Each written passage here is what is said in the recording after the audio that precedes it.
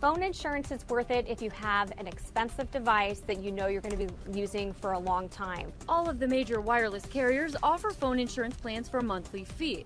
They cover damage, mechanical failure, theft, and loss. The carrier coverage tends to be a little bit more expensive than some of the other types of coverage. Apple Care for the iPhone X is a flat rate of $199 on top of the price of that phone for 2 years of protection. That would cover up to 2 accidental drops for a $29 deductible. There are also protection plans from retailers like Best Buy or electronics insurance companies like SquareTrade, which is offering an iPhone X plan for $129. They're the least expensive of your options out there if you're not worried about loss or theft. NBC's Liz McLaughlin reporting. Long-term mortgage rates are still relatively low, but they are at the highest level since July. Mortgage giant Freddie Mac says the 30-year fixed-rate mortgage hit 3.95% last week. That's up from 3.90% the week before. Coming up in the holiday-shortened business week ahead, October reports on existing home sales and durable goods orders and the late November consumer sentiment. Dave, your damn picture is scaring me. Joe McConnell, of what you put of me, of my future. I'm Dave Marley, president of Marley Drug. Are you taking Viagra? Now you can get sildenafil, the active ingredient in Viagra, in generic 20 milligrams for $2 per tablet. That's a savings of $50 per dose. Marley Drug is a North Carolina pharmacy delivering generic sildenafil to your door. For more information on sildenafil, go to marleygenerics.com or call us at 800-853-6375. That's 800-853-6375. With what seem to be daily reports of sexual misconduct among powerful men, think Weinstein, Spacey, Ratner, Moore, and Franken. Something like that. Psychotherapist Robbie Ludwig explains why some men may think it's okay to behave inappropriately. Yeah, absolutely. This Yeah. reverse transgression. I think they're doing some Somebody to do they're something doing they some may not concrete want and to do. drainage That work, is exciting for these cutting off like over half of the street. I was like, what?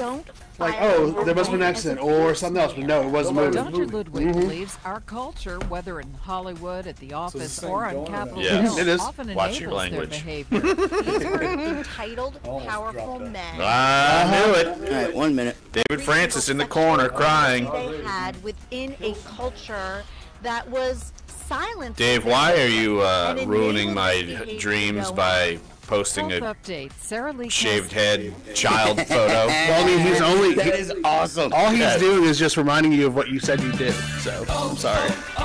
It's coming. Clean motor oil keeps your engine running at peak performance. Right now, it'll last the next oil change when you purchase 5 quarts of Pennzoil High coming. Motor Oil and a MicroGuard filter for the price of Even if Pennzoil everyone on the Conventional, defense just falls apart, they'll still win Save like big 2 with Pennzoil games. oil. At least like the Jets and Tampa. Better prices every day. Limit supply. See stores for details. O'Reilly Auto Parts. A grand in your hand? All right, here we go. The next keyword is minutes away on Sports 1280 New Orleans.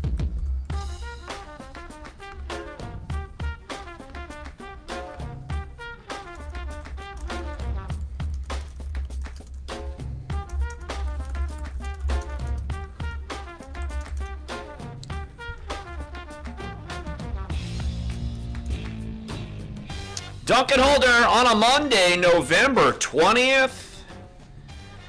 To say the last few hours has been an excitement whirlwind among this community would be putting it lightly, considering the Saints were only down 15 with, 6 minutes to go.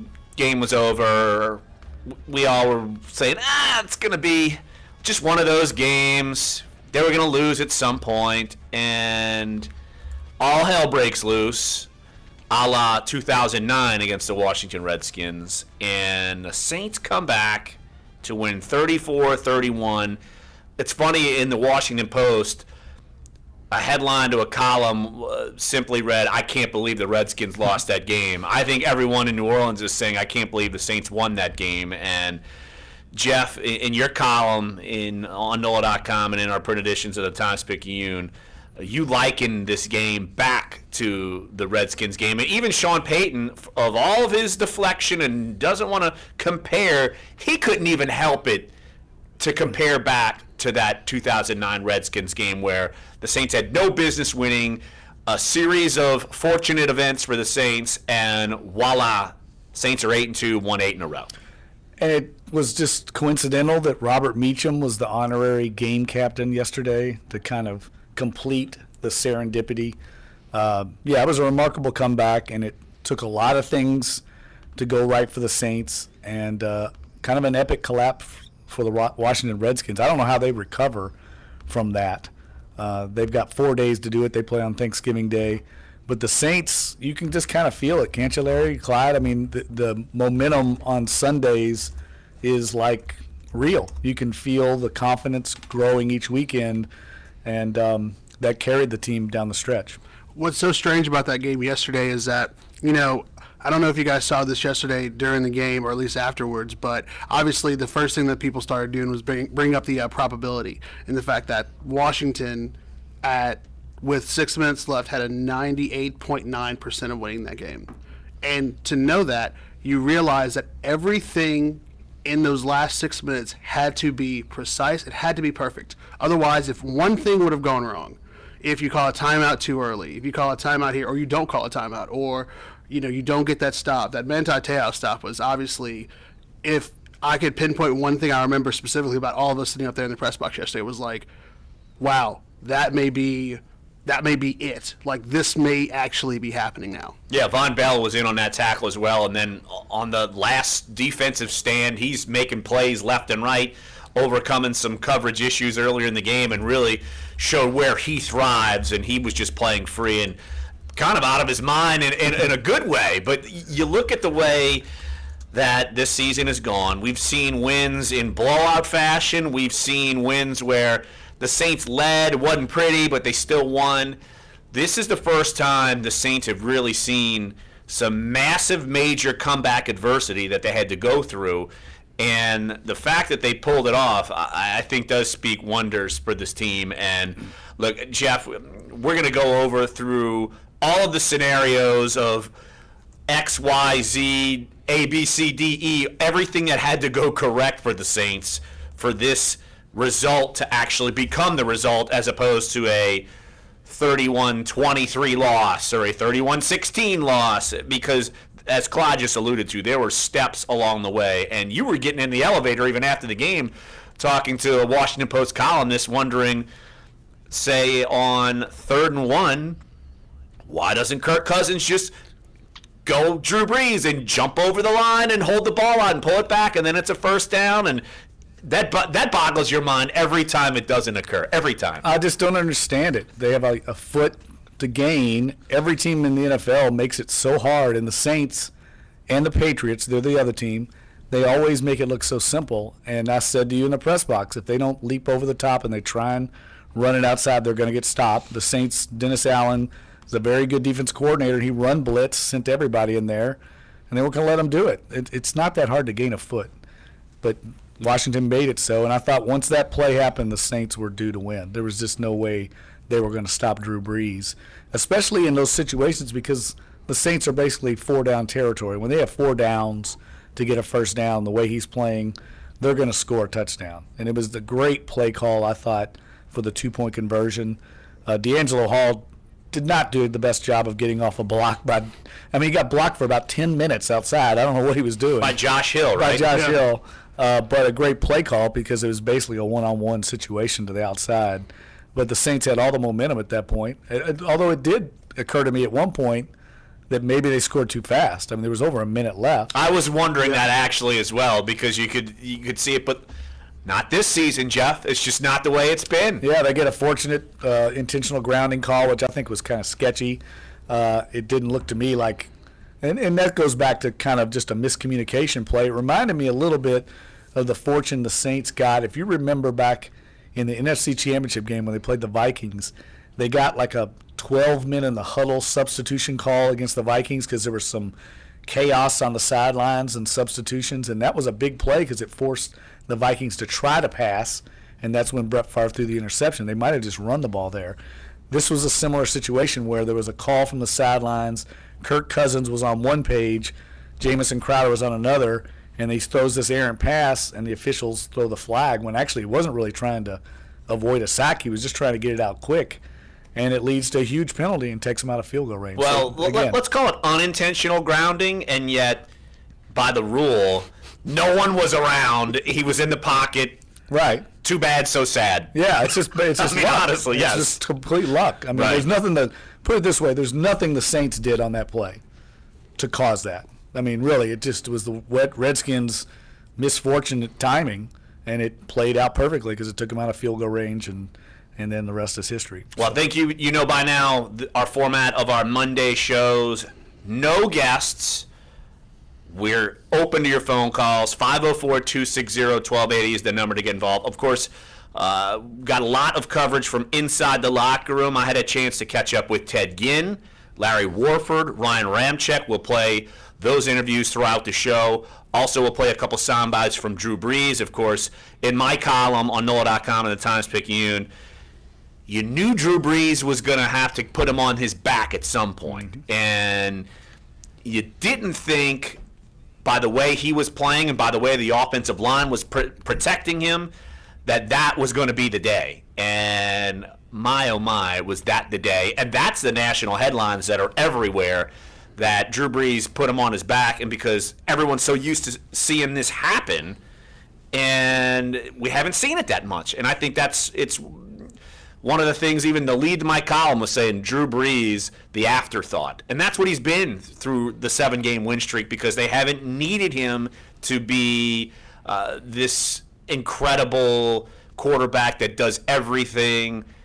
The run game has been prolific. The defense has been so stout.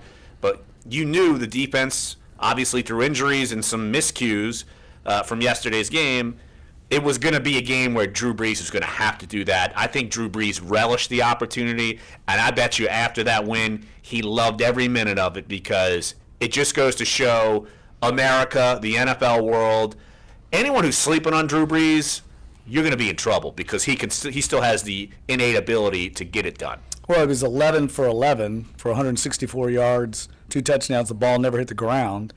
And he hit some big plays down the field, too. It wasn't just checkdowns, although I did think Washington kind of went into prevent, and it cost them, because they let keep everything in front of Really, if you look back at it, the first drive, and that's what Jay Gruden talked about afterwards, the first drive was really the most costly because it happened so quick.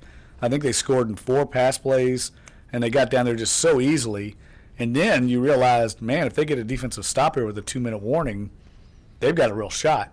They just were a sieve on that first touchdown drive, and that was the key, I think, to the whole thing, because the timing you mentioned earlier. If one thing goes wrong and they don't have any time, but Brees and he spread the ball around, and then Kamara took over, and then I think I have to credit Sean Payton. We didn't get to ask him afterwards. I didn't get to ask him in the overtime, but I think he realized the Redskins' defense was gassed. They'd been on the field there, running around trying to stop those 2-minute drives.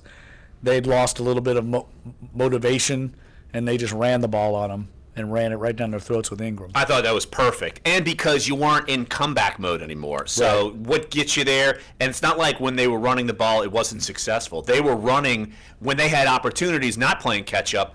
They were still running the football successfully like they've done so much. So it's not like the Saints' run game got pushed to the back burner on purpose. They just got in a catch-up mode. And look, when they didn't have to, they used that offensive line, used what they do at best. And Mark Ingram, man, was he kind of running with his feet on fire? I thought it was as good as I've seen him run. Over 12 yards a carry he averaged. He gets overlooked in a game like that because he was keeping them close in the first half. And that 2-minute drive right before halftime, you and I talked about in the elevator after the game, that was a critical turnaround. The Redskins were down, getting ready to kick a field goal to go up 20-10, and they got some kind of penalty, I think it was, that took them out of field goal range. And Jay Gruden, you could kind of tell, was deliberating on the sidelines. He decides to go ahead and punt the Saints deep, and the Saints get a 2-minute drill field goal, and all of a sudden they're down 17-13 at halftime. Big difference there. It's a 6-point swing. Absolutely, yeah. And I'm trying to see what the penalty was. It was it was like a false start or a didn't they have a false start? Illegal formation or something, because it was a false start. They were lined up for the field goal. That's what it was. Yeah, they were in field goal formation. They had a false start and pushed them back to the Saints 38, and they punted instead. huge turnaround. Again, absolutely. Another thing, I don't want to take anything away from the comeback, but these are plays that happened that the Saints really didn't affect. You need these elements to have this sort of comeback because, look, I think we all saw it. The Saints were not playing their best football. They were playing a viable quarterback against Kirk Cousins, and that was a game where average Joe Saints team from 2016, 2015, 2014 is going to lose that game. It's not the Saints team of this year that feels like they're never out of it and feels like they can overcome mistakes, and they certainly did. And I would say this. They've got some concerns now. They've got to get their defense healthy. Somehow they've got to start getting some of these guys back. Kenny Vaccaro, A.J. Klein. They lost Alex Okafor for the season. Yeah, that's breaking news this morning. NFL Network reporting that Alex Okafor has an Achilles injury and will be out for the season. And, yeah, you mentioned the other two. And then, of course, Marshawn Lattimore, who gets injured, breaking up a pass, great play, totally changes the dynamic on defense. Obviously, they're not as good on the field without him. We saw some of those pass mix-ups that we were seeing. Honestly, in the Vikings game, we were seeing those sort of communication meltdowns. Well, there's a common denominator here. When they go to the depth, I mean, those guys just aren't communicating properly because it's all these combination routes that they're losing their man on. And Dennis Allen continues to be aggressive, which I like. But, man, he's putting those corners on an island, and there's just too many breakdowns. But the concern is they're coming up on a gauntlet here of, and you wrote about this, I mean, they've got who is it? Los Angeles at L.A. this weekend. Yeah, Jared Goff, Cam Newton, and Matt Ryan in a row. So, I mean, that's as good as it gets probably in this schedule. And we saw what Kirk Cousins was lighting them up for 3.5 quarters. He was 72% completion percentage. I thought he played really well. He kept them in control of that game until the last few minutes. There's no doubt he played well. What was his quarterback rating? In the 130s, something like that? So, yeah, he was 132. 3 touchdowns, no picks, 22 of 32, 322 yards. He got sacked twice, and one of them was at the very end of last play. What was it, in overtime? No, it was regulation. Regulation. Well, no, he got sack fumble at the end of regulation, and Cam Jordan got a sack in overtime. In overtime, right. So, yeah, so it was at the very end of the game. Like, the Saints didn't have any answers. So, but, look, when the avalanche starts, a good team can put it on you, and the Redskins just simply aren't a good team like the Saints have been. So let's take a break right here on the show. Again, open phone lines throughout the show. We will get all of your phone calls in. 504-260-1280 is the number. Like, of course, we want your reaction to the win and looking ahead because, like Jeff said, look, defense has got some injuries. Gauntlet's coming. Saints are 8-2, though, and are now, what? They're tied with Minnesota, but they're still third. Yeah, they won 8 in a row, and they're still third because Minnesota's got the heads-up win, and the Eagles put it on the Cowboys last night. Yeah, they did they? If they somehow get in a 3-way tiebreaker with Minnesota, the Saints will have the edge. That's what they need to hope for. Or just keep winning and hope some of those teams lose at some point down the line. But we'll also hear from Ted Ginn, Larry Warford, Ryan Ramczyk, Drew Brees, and oh, by the way, outside of Saints, LSU wins in a monsoon. Tulane with a big-time win against Houston. Their bowl hopes are still available. All kinds of positivity going on except for Jeff's New Orleans Pelicans because I'm falling off the bandwagon. I'm falling off. It's still too early, man. But I'm falling off. Clyde's still on it. I'm still on it. I was on the hope, and boy, they brought no hope against Denver, and then they play OKC tonight. So.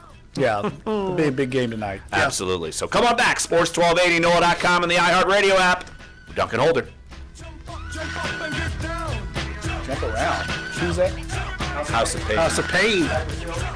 Your shot at $1,000. House of Pain, yes, sir. Hell, Tulane's 4-0 in men's basketball. Yeah, that's also true. Yeah. And LSU plays Michigan tonight in Maui. Oh, that's love that place. 200. Nichols makes the FCS playoffs. One of the last two in. It's in my notes. Were they one of the last? Yeah, they were the last two in. They were I saw it last night. I took a picture of it.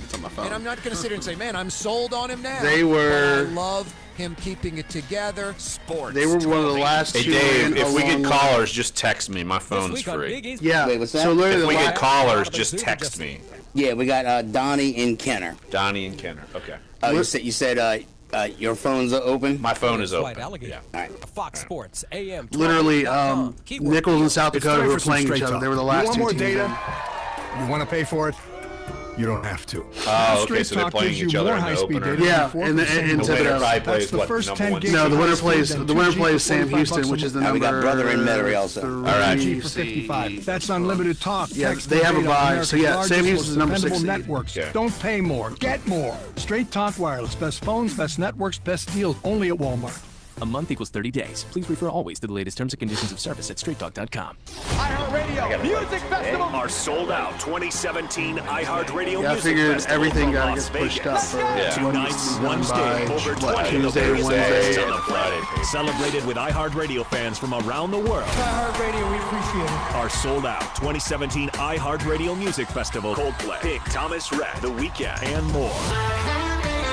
Watch our must-see iHeartRadio Music Festival, Wednesday the 22nd and Friday the 24th on NOLA 38 The CW. Running low on the stuff you need? Time for a Target run. We're here for all the big moments and the little ones too, like Thanksgiving Go Time. Now through Wednesday, get a free $10 gift card when you spend $50 on food and beverages, including Butterball turkey for only 99 cents a pound. You think so? For leftovers, I think I know so. I think the numbers are my because favorite, that's dude. gonna happen. Stock up What, on Clyde or Reynolds Wrap for Clyde just sits around on $2.99. Saturday and Get Did in, I pick out, Tulane? and on your Keeps all way. the picks. Target run I and did. Yes, you did. You did. Guess who picked Houston? He This went guy. to Jared I did. That because was woefully wrong. Did I pick Should LSU? never doubt the Fritz. Neither of you two did. I did vault that. I didn't pick is now LSU. open Nope. You both for picked the Tennessee. Jared Black Friday event, November 24th through December 3rd. Oh, Take man, that's advantage my of chicken amazing scratch prices handwriting. on Yes, it is. I can't even Hey, deny let that. that on me, dog. By Jared. Nope. I can't even deny that. Yep. So be of I good didn't pick cheer Michigan, and right? go to jared.com to discover No, you picked, what's inside Wisconsin. the vault I got that at the right. You got that one Jared right. near you. Okay. I Some think I exclusions remember I apply. was See making fun jared.com of for the details. Dockers. I was like, I'm sick and tired of picking them. Stink. It's really bad. He's not doing well right now. Well, all I keep hearing is they're going to be good next year. Yeah. Chest discomfort. If you're experiencing these symptoms, Who? see a doctor now. Jim Harbaugh at Michigan. NOLA.com. All right, we got a couple callers here. This is Dunc and Holder on Sports 1280, New Orleans. Saints 34, Redskins 31. And of course, probably the happiest of New Orleanians, Todd Graffinini. We're going to have him on later in the week because we only have 3 shows this week. We're going to be off Thursday and Friday. I even mentioned it during the commercial break to Clyde, and as Jeff was running out of the studio for a second, that Tulane men's basketball off to a big 4-0 start as well. Down in Jamaica, right? 2 good wins in Jamaica. Todd's about to fly back off of his whatever he's calling it work, but let's call it what it is. You mixed in work with a lot of play over there, I'm sure. And LSU takes on Michigan in the Maui Classic late tonight, 10:30 Central Time, tip time for Will Wade and the Tigers. Yeah, I caught some of Sean Kelly's call of the Tulane-Houston game. He did a really good job. He hadn't called a football game in a number of years, and what a great game to call. A really good win by Tulane, and if they can win this weekend against SMU, they're bowl eligible in the second year under Willie Fritz. That's a great accomplishment. Well, it's like the Pelicans took over the Tulane broadcast. Joel Myers was the TV play-by-play man, and Sean Kelly was the radio play-by-play man. And Joel even gave Todd a shout-out at the end of the show, at the end of the game. Todd Graffinini must be smiling right now, and so I'm sure. Nice Joel Myers impression. It was terrible. I did not expect me to do one, and I don't have the silky smooth pipes of Joel Myers. Nobody does. But yeah, look, just so, and I'll give Clyde a little quick shout out. Nicholls State, holler, making the FCS playoffs. They squeeze in one of the last 2 in. We were just talking about this off air. So Nicholls will be hosting South Dakota. Nicholls and South Dakota were the last 2 teams into the at-large field into the FCS playoffs, which start this weekend. Nicholls will be hosting. It's the 4th time in program history that Nicholls has made the playoffs, and the first time ever that they're actually hosting forcing it into the. He was full of stats. My He goodness. was ready to go, hoping I would actually mention that. Yeah, right. It's amazing how that works. I wonder how many times South Dakota and Nicholls State have played. I want to say this is either one of the first time I know back. You don't know that off the top of your head? We have played. What's the matter with you? Have played South Dakota State before. They are the Jackrabbits. We have played them before. There's a difference? Yes, there is a difference. I don't know. Yeah, of course not. The Of course. Jackrabbits. I'm sure in South Dakota they're thinking Louisiana Monroe, Louisiana Tech, It's Louisiana like Lafayette. how far south do we have to go? They're going to play. They're going to learn this weekend. They're going to play in Boothville, Venice, just to do it. Good one. Exactly. terrible. 504-260-1280 is the number to get involved. Obviously, we're talking Saints, Redskins, and got a couple callers on the line. Let's hit the phone lines. Donnie and Kenner. Donnie, thanks for calling Dunc and Holder. What's up, Donnie? Hey, what's going on, guys? Love your show. Who dat? My question is, with Okafor being out, is he basically run in, and can Mohammed come in, or is Mohammed run in or pass in? Which is the better fit over there? And I'll hang up and listen. Thank you. Hey, Donnie, appreciate the kind words and appreciate the phone call. Yeah, of course, that's going to be a big topic moving forward. Who is going to replace Alex Okafor? I think the majority of the snaps are going to come from Trey Hendrickson, their third-round pick, and he's seen a lot of snaps already, so it's not like he's coming in green. So he's played a lot this year. At times he's been effective. But I think as far as rotationally, Haley Kikaha is going to see more snaps. I think Al-Qadim Muhammad will be active because he spent most of this year inactive for game days. So I think they're just going to have to work within house. And I was on with Chris Gordy earlier on Sports 1280, and he was asking if there's someone out there who they think could come in and make an impact. I said if they're still out there right now, no, they're not making an impact. Yeah, they're making an impact. With the amount of injuries we've seen experienced around the NFL, the Saints are actually one of the healthier teams. I know it doesn't seem like that, but just look around the league. I saw one team this weekend has 18 players on injured reserve right now. So it's a crisis, and there's not going to be an impact player out there, especially at a pass rush position. I think you're right, Larry. I think they'll use by committee replacement. I think Hendrickson will play a lot, and then they'll sub in Kikaha in pass rush situations, maybe a little bit of Muhammad as well.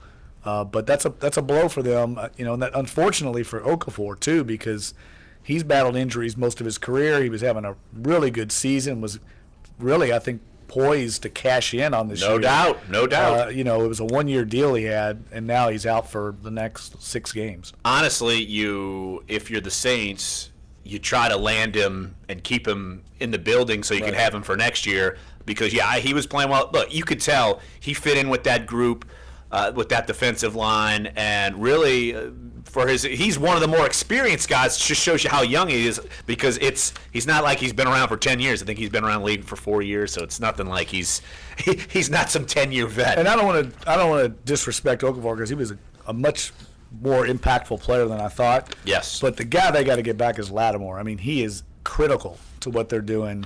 There's a huge drop-off. Once they take him out, it kind of creates this domino effect that they really can't afford. Well, I'm going to be writing about the defensive injuries and how they take a toll and if they can overcome it or what later on today, and it's going to be on NOLA.com and in our print editions of the Times-Picayune, so look out for that. But, yeah, look, I can make an argument for, honestly, Lattimore is number one. There's no doubt. But A.J. Klein comes back. He helps you get the defense in line. You don't have these communication problems. Kenny Vaccaro's out there. Means he could play nickel cornerback as well. He's been having a good season, and he brings versatility. So get them all back as soon as you possibly can, especially in this 3-game stretch. Let's hit the phone lines again. Brother in Metairie. Brother, thanks for calling Dunc and Holder. What's up, brother? What's up, guys? I tell you, I left the Dome yesterday. I was so drained of energy, I thought I was in the game for a while there. I could understand. I could totally understand. We were catching our breath in the press box, going like, "My God, is this really happening? Is this crazy? Wild?" It was. Let me tell you a huge play in that game, and I heard nobody this morning talk about it.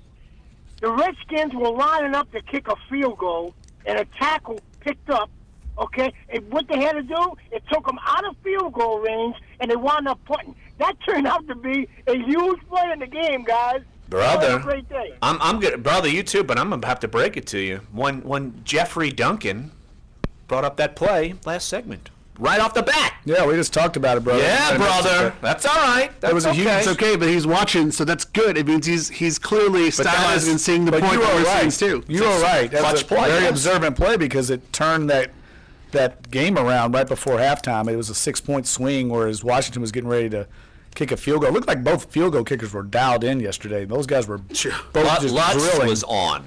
Yeah. Look how reliable Will Lutz is. If think about last year, if he's out there, you think he's making these kicks? No, he is confident. It's contagious with this team. It just is. Yeah. No, I thought he was kind of a hidden hero yesterday. I mean, I know he kicked the game winner, but his work going up to the game winner also kept the Saints in it and alive. He had a 50-plus yarder he made as well. And look, yeah, he's been a big reason they've been successful. There's no doubt about it. 504-260-1280 is the number to get involved. We'll get one more phone call, then we will take a short break. Let's head down to Plaquemines Parish. Bell Chase, Mike. Mike, thanks for calling Dunc and Older. What's up, Mike? Yeah, Alex, thanks for taking my call. We're all riding high after this Saints win. Let me bring you all right down. Gentry ain't going to make it this year. He just ain't going to make it. I mean, we go out there and get annihilated by Denver. They got no star power. You know, we got too much star power to be getting beat by Denver. And even Toronto is playing good ball, but they... Mike, why are you doing this to our soul, man? Why are you doing this to our soul? Bringing us down. Come on, man. It's got to be said. It's got to be said, man. We just can't go through the year like this. And we got to make the playoffs this year, you know? Well, Mike, there's no doubt about that. Hey, Mike, appreciate the phone call. And well, here's the point. Debbie Downer, womp, womp. I don't want to put this all on DeMarcus Cousins' shoulders, but let me put a little bit on DeMarcus Cousins' shoulders. Are you kidding me? Hey, Jeff, let's talk about that article that I tweeted at you. No, I don't want to talk about that silly article. I'm just saying, man. That meant nothing. Look, if Sports Illustrated is looking at it, has gone through how many coaches in Sacramento? How many did he go through? I don't know. I think he went through 2.5. No. 2.5. He had George Karl. He had... No, he went through like 5 coaches. Sacramento's a terrible team. And now we're going to get rid of Alvin Gentry because he can't reach DeMarcus Cousins and bring in somebody else. Can anybody reach this guy? I thought his body language, again, in that game, he wasn't playing defense. Everyone talks about DeMarcus Cousins' numbers in the box score. That's easy to look at. Look at what he's giving up by his horrific defense on the other side. Look beyond the box score, people.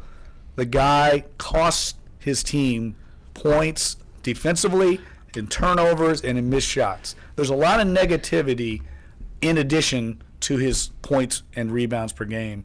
And it's costing this team. When Anthony Davis went out, they needed Cousins to step up. Instead, he packed it in. By the way, feel free to listen to Pelicans, Oklahoma City Thunder tonight on our sister station, 99.5 WRNO. On that, I think they're going to play much better tonight. I think they're going to play much better tonight than they did. Obviously, that's really glad for them there. I know, right? Oh, it's more of a limb.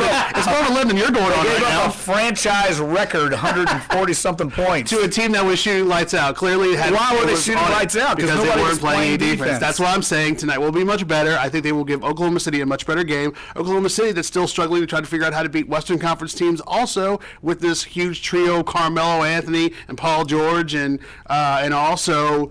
I think this will be a much better game, clearly, for many reasons. AD should be back tonight. I think this is going to be much better because I think that's also a thing that we could talk about later on, especially when the season goes on, is that once AD goes out, this team changes in a way that I think could be mendable because I think everybody worries once he goes out, oh man, well, what are we going to do now? How are we going to score? How are we going to do? And yet you have so many good pieces that you could still be a quality team even if he's not on the floor with you at that time. Gentlemen, we blew past our break time by about 10 minutes after y'all's Pelicans angry rants. By the way, LSU beat Tennessee 30-10 in a hurricane, in a monsoon.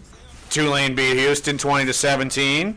Saints have one of the coolest wins I've ever seen them have in their franchise history, 34-31.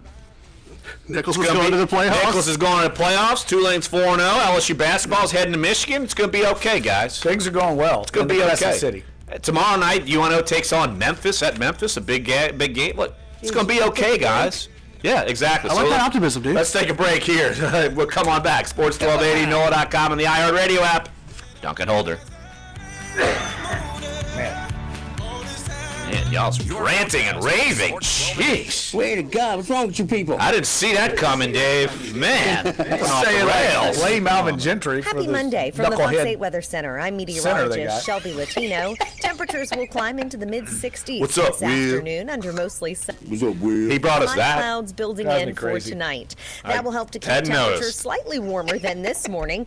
Looking at low 40s on the North Shore and low 50s on the South Shore. We'll get some tea Highs tomorrow will get near the 70-degree mark. Yeah, that headline was hilarious. You got 2 minutes if you want to go get a drink or something. Really? Yeah, you got 2 minutes. We are in a commercial. Shelby Latino. Have a great day. Ready for a bad cold and flu season? Knowing when it's the keep flu these can make a big angries difference in knowing check. when to call your doctor. The best way to tell is that the flu brings a fever, so be prepared with a thermometer you can trust. The Exogen Tempo Marcus scan Cousins backed is by to more Jeff than like 70 Junior clinical Gillette is to studies. me. Once again, the fans have had their say in the 45th Annual American Music Awards in Los Angeles. Bruno Mars, the Artist of the Year, and Niall Horan, Best New Artist of the Year. I just want to say a massive thank you to everyone at Capitol Records. My management, who have been with me since I was 16 years old. Lady Gaga named the Best Female Artist in the pop rock category. Just remember that if you feel different or you feel not understood, don't you dare give up on who you are. You fight like hell for what you believe in. I'm Sue Guzman. Here's Michael Bauer with more entertainment news. I'm building an alliance to defend ourselves. Superheroes continue to rule North America's box offices. Justice League is this week's top movie, earning $96 million in its first week in theaters. Coming in second is the new Julia Roberts picture, Wonder, which is on track to sell $27 million worth of tickets. Third place, Thor Ragnarok. Fourth place, Daddy's Home 2. And fifth place, Murder on the Orient Express. Country music legend and actor Mel Tillis. What concerns me is, do we have enough? All right, we got a Lee in the LGD. Do you know what that means? 5. His publicist. I have no idea. Of the Grand Ole. I didn't know either. He said it's the Lower Garden District. I said, dude, I'm from the East. That's too fancy for me. ACDC I mean, I'm Algiers, Larry. What do I know? You know. Announced by the band Saturday. It's the White Trash Power Hour. Woo! Algiers in the East. Special. Throw 'em up. Throw 'em up. Legacy that will live on forever. Malcolm. 54. That's entertainment. I'm Michael Bauer, NBC News Radio. All right, so yeah, it's Lee in the LGD. All right. I wonder what their gang sign is. Like that would be very hard. No, it's your pinky out while you're sipping tea. When you hear the keyword, text it to 200. Probably. Listen. Put $1,000 in your hand on Sports 1280, New Orleans.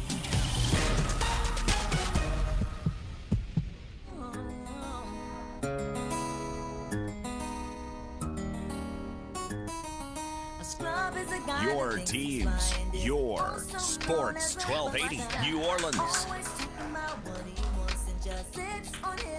504-260-1280 is the number to get involved in the show. Of course, talking Saints Redskins. Saints 34, Redskins 31. Don't forget, you'll hear from Ted Ginn, Larry Warford, Ryan Ramczyk, and Drew Brees throughout the show. But let's hit the phone lines right now. Let's go to Lee in the LGD. I did not understand the acronym, and it means Lower Garden District. You know, that's hey, man, I am not that cool. Jeff, would you have understood the LGD? Yes. Of course, Jeff would, yes. He's Uptown I'm an McGee. Uptown guy. I'm Algiers for life. Well, at least since I've been 27, since I moved over there with my wife. So there you go. What's up, Lee?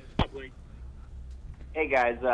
Great show, crazy game, still recovering. I don't know if anyone's brought this up yet, but I wanted to get your thoughts on, it seemed like the other coach, Gruden, was coaching like it was a win-and-in game, you know? He's going for it on fourth a lot. He's fake punting it. I mean, that was a test. That's the kind of game that Payton's going to have to call coming up on an almost weekly basis if it keeps going like it is now. What do you guys think about that? Well, Lee, yeah, I think at least for the Redskins, look, they're deep down this NFC list. And I think you're right. I think they were calling this game as in you call it, they did a fake punt inside their own 20. I mean, I know it was like 4th and 1, but still, that is gutsy against a Saints team who's been highly successful. If they don't convert on that, this game might turn around, and the Saints might be able to win this. But yeah, I think he was coaching because in the fashion that you're right, that they had to win this game to stay in the race. Now they lose it. Philadelphia is on the rise, and all the other. You're not going to get a wild card team out of the NFC East. So this is almost a pseudo eliminator for the Redskins. So I do agree that the Redskins had to, and Jay Gruden coached that way. Now on the other hand, I don't know if the Saints have to play it that way. Look, I know Philadelphia's 9-1, Saints 8-2, Vikings 8-2. The Rams are now 7-3, Carolina 7-3. And that 5th spot's going to be dicey because I'm curious to see how Seattle plays tonight. They have the 6th spot right now. But I think if the Falcons win, they would jump Seattle. And I don't know where Detroit lines up in there because they're 6-4. So, look, they have some margin for error as far as in the NFC race. So I don't think they have to coach like the Saints have to coach like that. But, no, I would agree that the Redskins had to coach like that. I just meant that, yeah, they're going up. They're going to come up against teams who I see. must-win situations, whereas next week the Rams, they're not going to be going for it on 4th because they have a little cushion. Whereas, you know, the Redskins, they had to have that win to stay in it, and they're effectively maybe not eliminated, but effectively they are. Lee, I would agree with your sentiment. Yeah, absolutely. So, hey, Lee, appreciate the call down in the LGD. Jeff's pseudo hood, I guess. Not really, but nevertheless. Not really. Yeah. But look, Washington has shown this ability this season. They went to Seattle and won in Seattle. That's a tough place to win. And they went out and beat the Rams on the road as well. Lance, so they have the ability to go on the road and win, and I thought they executed their game plan about as well as could be expected for 3.5 quarters. Let's hit the phone lines again. 504-260-1280 is the number to get involved. Lance in Houston. Lance, thanks for calling Dunc and Older. What's up, Lance? Hey, good morning, fellas. Who that, man? Morning. I can't stress how much I'm enjoying this. But the thing I thought about yesterday, my brother and I watching the game talking about is, beginning of this year, there was a legitimate chance we lose our coach and our QB. And now after watching this team come together and the growth, even if it doesn't happen this year, at least we can safely say we're walking into a window where we may have a chance to see what we saw, 3, 4, 5, 6, 7 years ago. And I'm just excited that I have a kid now who's 13, 14 years old, and I can walk into this window and enjoy it with him. And then if it comes down to it and it's done in 3 years and we don't win another one, at least we can enjoy having another shot when most teams don't get a second shot at glory. I think that's Saints fans, wherever you are, man, just enjoy what we got right now and get ready for the ride.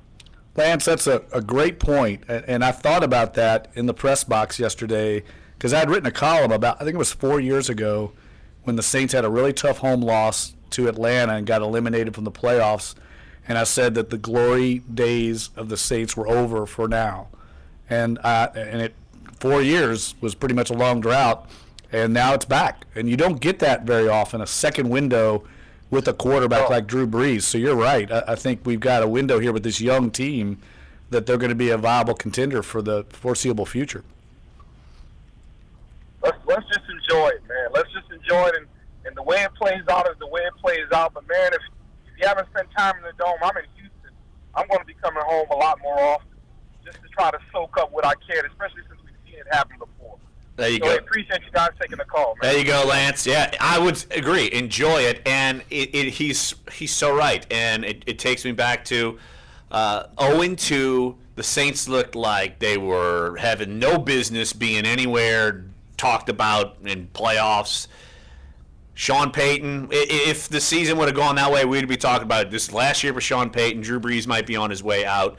It's the ultimate reality show that is the NFL, and it's, what is this, the first team in the Super Bowl era to lose 2 games and win 8 in a row afterwards. It might even be a better stat than that. I think I'm just rattling that off the top of my head. But did you see the statistic I put out today on Twitter? Yeah, what is it real quick, and then we'll take a break right here on the show. Crazy stat by Elias. The Saints, in their previous 51 years, in a similar situation, trailing by 14 points in the fourth quarter, were 233-1 in their history. Is that bad? They'd never come back and won from 14 points in the fourth quarter in their history, and yet they came back and won yesterday. That shows you the improbability of that win. And it shows you really how special this season is starting to become. And I'm with Lance. Look, no matter what happens later on down the line, they get to the playoffs, they win a game, doesn't happen. There's finally at least hope surrounding this team. Right. And I think that is an extremely good thing considering the last 3 years have just been muddling, mediocre mess. I mean, that's what it is. This rookie class is very similar to 06 in that you're going to have a core there to build around for the future. No doubt. Well, let's take a break right here on the show. When we get back, why don't we hear from Larry Warford? I had a chance to catch up with him. I talked with him about Drew Brees, his magic, because he's never seen it in this scenario. The 3 people I talked to, I've talked to them on purpose because they've never been with Drew Brees on one of these magical game-winning situations. So I made sure to go find 3 new offensive teammates and get their thoughts. So let's hear from Larry Warford when we come back here. Sports 1280, NOLA.com, and the iHeartRadio app with Dunc and Holder. Travis. I'm a First Amendment absolutist. Mornings 5 to 8. I open up phone lines and let people just tee off on me and say I'm racist. Why do I do that? Because 1, I know I'm not racist. And 2, I think that allowing more voices to talk is always better than less. Sports 1280, New Orleans. Want to play and control all your music hands-free? Well, just ask. Introducing the new Sonos One, the smart speaker for music lovers. The Sonos One blends great sound with Amazon Alexa, the easy-to-use voice service built right in. Jam out to your favorite iHeart radio station. Yeah, Use your voice to turn up the volume while you're in the shower. Surviving or what? Alexa to play your top It was just like one of those things in your throat. You couldn't get it out. Enjoy I was like, man, I'm in trouble here. Jam your hand down your throat. I tried to pull out all the phlegm. I know. Well, I've been taking all this medicine to kill it. I'm beginning to believe that other than love and religion, nothing changes your life more than moving your credit score 120 points. I'm John Hope Bryant, founder, chairman, CEO of Operation Hope, and we're working to expand and lift up your credit scores. Operation Hope is partnering with major financial institutions to bring hope inside. I put the tweet out about that record. Shop in flock through the Hope 700. Not exactly a favorable stat for Drew Brees. Free counseling, loan originations, modifications, and more. Go to OperationHope.org. Like he's supposed to lead him back from 2 touchdowns down in the fourth quarter. Yeah, all the time. That happens all the time. My name is John Hope Bryant. I wear a suit today because my dad wore a suit when I was growing up. But kids want to be rap stars, athletes, and drug dealers all too often because that's what they see in their neighborhood. My mission now is to give them something different to see, and you play a role in it. It's called America 2020 and Hope Business in a Box Academies. Go to OperationHope.org today and join the movement. Make school cool once again. Visit us on the web at OperationHope.org. To relieve muscle cramps in your legs and feet, use TheraWorks Relief. This fast-acting foam can even prevent muscle cramps. Get TheraWorks Relief today at select CVS and Rite Aid pharmacies or TheraWorksRelief.com. Put $1,000 in your hand. Win $1,000 every hour. Up to 15 seconds. Starting at 5 a.m. When you hear the keyword, text it to 200-200. Listen all day for a chance to put $1,000 in your hand on Sports 1280, New Orleans.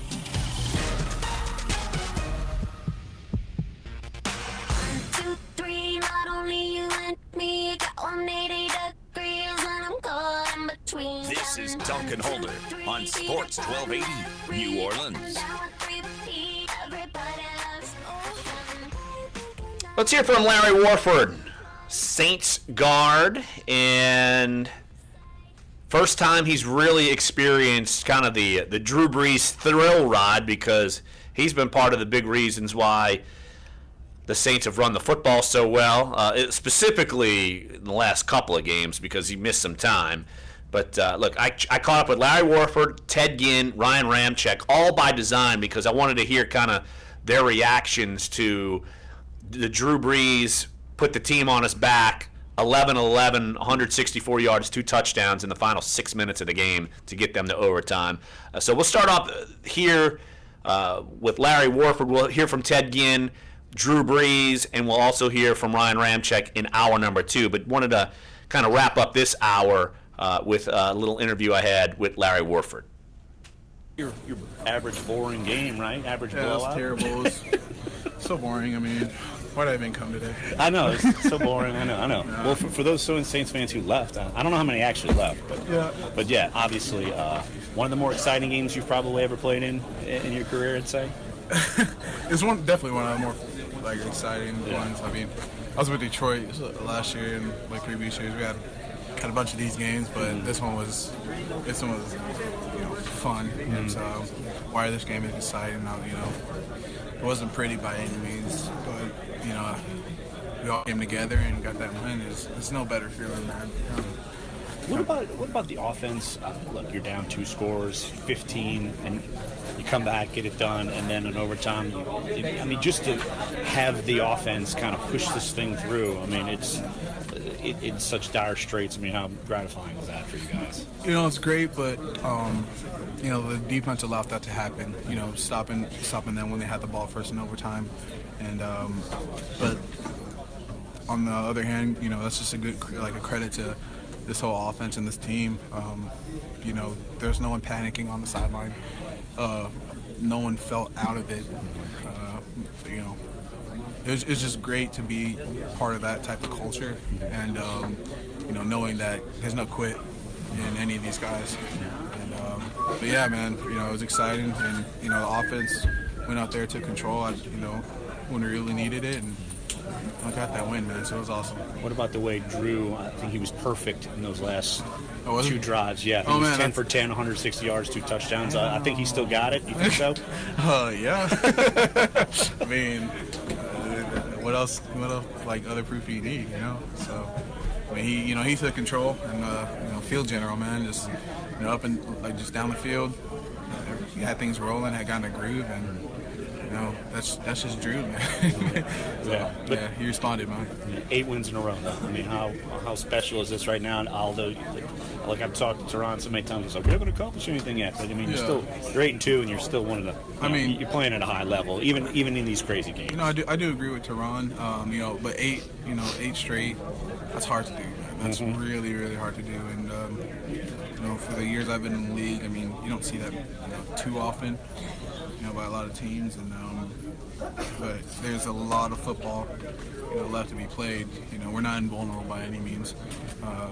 We still have a lot of work to do, and to get where we want to get to, we really have to focus up and eliminate our mistakes that we have. So, but it's great to enjoy right now. But, like Teron said, we haven't accomplished anything yet. We still got a ways to go. Thanks, Larry. I appreciate it. I think that's the key to this Saints team, that all they got to do is they have no victory Monday today. Sean Payton brought them back in, and all you got to do is look at the tape. Both up front, I'd say offensive line had a rough game yesterday. Defensive line didn't have their best performance. Lots of breakdowns all over the map. I would say that this is a team that knows they haven't earned anything, and they have plenty of things they've got to fix, or they're going to get beat at some point. Well, I think we saw when they finally have gone against a top-flight quarterback, there's some holes in that defense that can be exposed, especially with backs coming out of the backfield.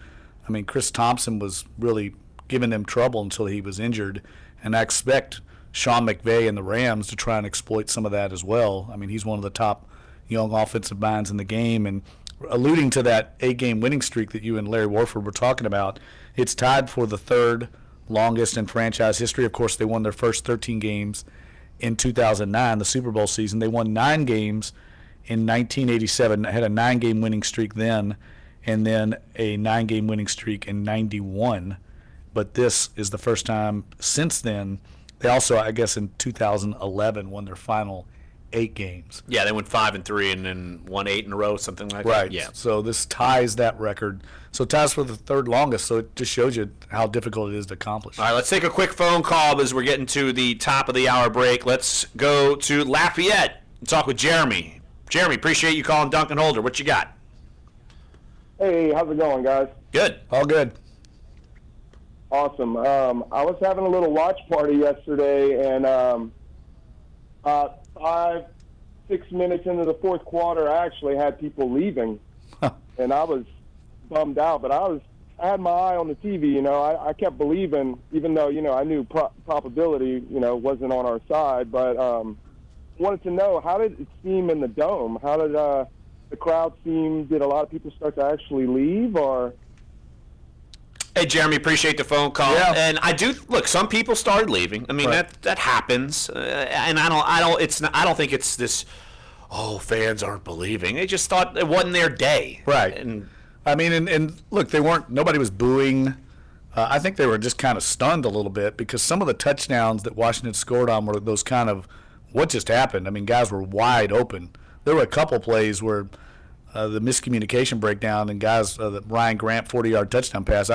I tweeted out that's the second most open I've seen an NFL receiver. The only other one more open was Devery Henderson against the Patriots in 2009. I mean, there was no one within 20 yards of the receiver. So people were kind of stunned a little bit. And I think Larry's right. We were talking in the press box, Larry and I, about our column plans like we always do. Usually about the third quarter we start trying to discuss what we're going to write about. And my angle was going to be, it was just one of those days and no need to panic. It just wasn't. They were due a game where the other team was going to outplay them, and they're still in this thing. That was my thought process. And Larry was going to write about the concerns on defense, right? And we both had to change plans. Absolutely, yeah. Drew Brees puts them on their back, and there you go. So hour number 1 is up. Hour number 2 is on the way. Hour number 2, you'll hear from Ted Ginn, Ryan Ramczyk, and Drew Brees. And, of course, we will continue to take your phone calls. 504-260-1280 is the number to get involved. Talking Saints' big win, 34-31 over the Redskins. So come on back. Sports 1280, NOLA.com, and the iHeartRadio app. We're Dunc and Holder.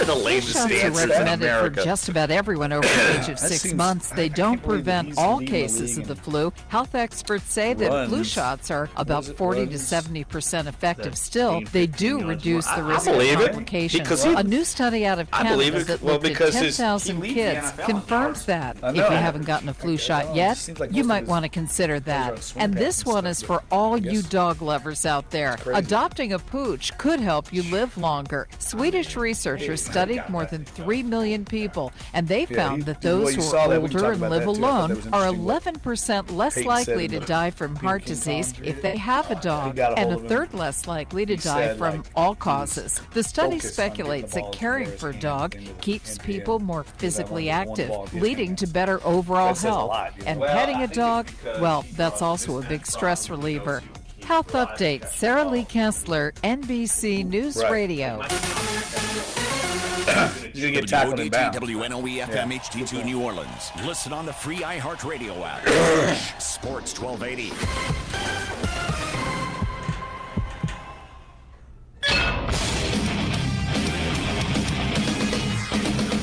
Fox Sports trending now. Starting with news from the NFL this morning, former Patriots and Cowboys receiver Terry Glenn died this morning from injuries he suffered in a car accident. He was just 43 years old.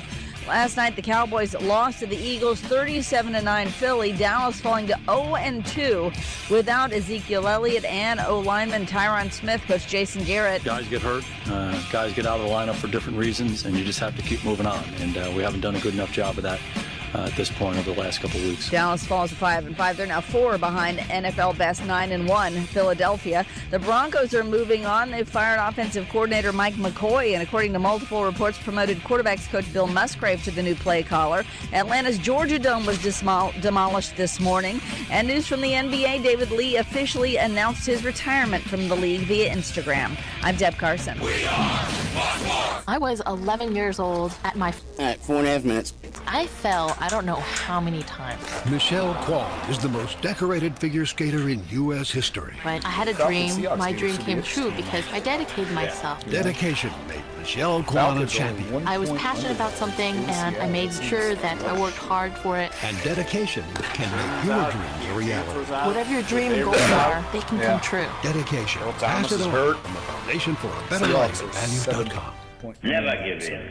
Never give in. Never, never, never. In nothing, great or small, large or petty, never give in, except to convictions of honor and good sense. Winston Churchill's immortal words stirred an entire country in the face of certain defeat. Today, these words give each of us the courage to reach for our own victories. Never give in. Never give in. Never, never, never. Commitment. Pass it on. From the Foundation for a Better Life at values.com. Play the Chargers. Why is that game on the line? Apple is pushing back the release of its HomePod into early 2018.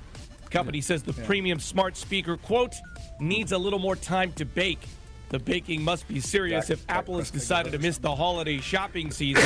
The $350 speaker is the first home device to feature Siri built in and is a high-end competitor to Echo and assistant offerings from Amazon and Google.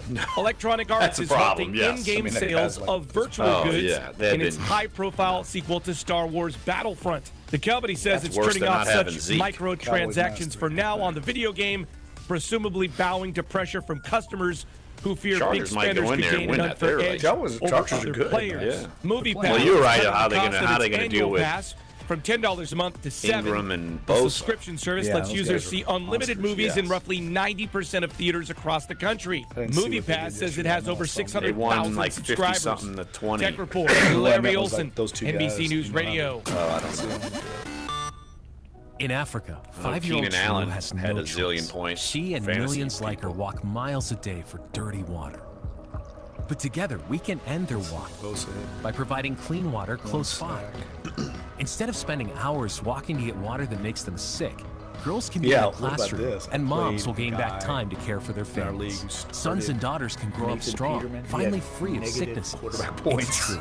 Why would you start him? Why would you start him? Hey, his other quarterback got hurt or something. Oh, my God.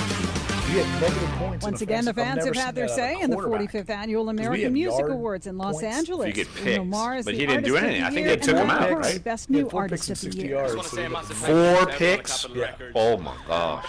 My management, it was unbelievable. And I had Lady Gaga named the Best Female Artist in the Pop Rock category. Just remember that if you feel different or you feel not understood, don't you dare give I up have on a team who you where are. You fight like hell for what you believe. I was playing, I'm in first place, tied with another guy. With more entertainment and then news. I played, building an alliance to defend ourselves. Superheroes continue to rule North America's box offices. Justice League is this week's top movie, earning $96 million in its first week in theaters. Coming in second is the new Julia Roberts picture, Wonder, which is on track to sell $27 million worth of tickets. Third place, Thor Ragnarok. Fourth place, Daddy's Home 2. And fifth place, Murder on the Orient Express. Country music legend and actor Mel Tillis. What concerns me is, do we have enough ice for all this beer? Is dead at the age of 85. His publicist said the member of the Grand Ole Opry and Country Music Hall of Fame died Sunday morning in Ocala, Florida. And the rock world is mourning the death of Brees, AC/DC Camara, co-founder and guitarist Malcolm Young. Latavius Murray, Keenan Allen, Brandon Cooks. Young called the bond between the two unique and very special, adding he leaves behind an enormous Cooks legacy that will live on forever. Malcolm 6 catches, $149. That's entertainment. I'm Michael Keenan Bauer, Allen, NBC 12 News catches, Radio. 159 yards, 2 touchdowns. Murray had 2 touchdowns. 1 in 6 seniors face the threat of hunger, and millions more live in isolation. Drop off a hot meal and say a quick hello. Volunteer for Meals on All right, 15 seconds. Break at americaletsdolunch.org. This message brought to you by Meals on Wheels America and the Ad Council. $1,000 in your hand? Sounds good, doesn't it? The next keyword is minutes away on Sports 1280, New Orleans.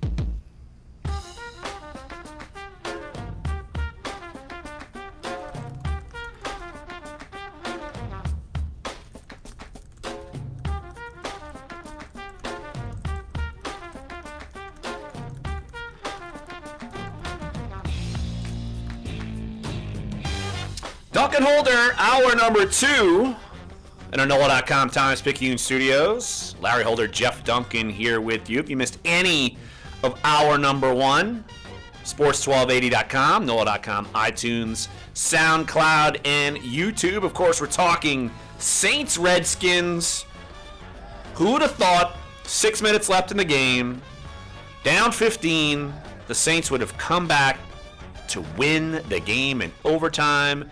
Jeff didn't think so. I didn't think so. Most of humanity didn't think so. Percentages, as in, what was it, 99% probability that the Redskins would win? So the percentages weren't exactly in the Saints' favor. It was after that. I forgot about the Terron Armstead holding infraction on the Saints' first 2-minute drive. After that 10-yard penalty, backed the Saints up. I think they had a 1st and 20 or a 2nd and 20.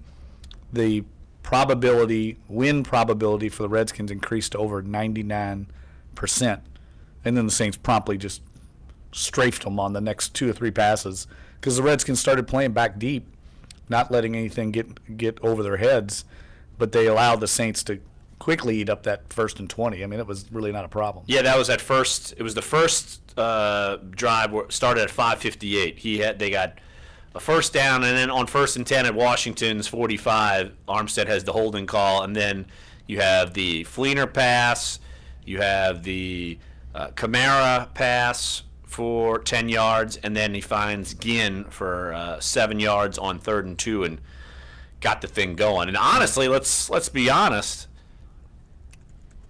that last drive, Drew Brees throws a pick on the first play. Right. And they get bailed out by illegal use of hands. Now, we were debating this. Did Drew see the flag and just take a shot, or did he just throw a bad pass? I think he just threw a bad pass, and that was it. Yeah, there's no doubt. He didn't know what they were going to call there.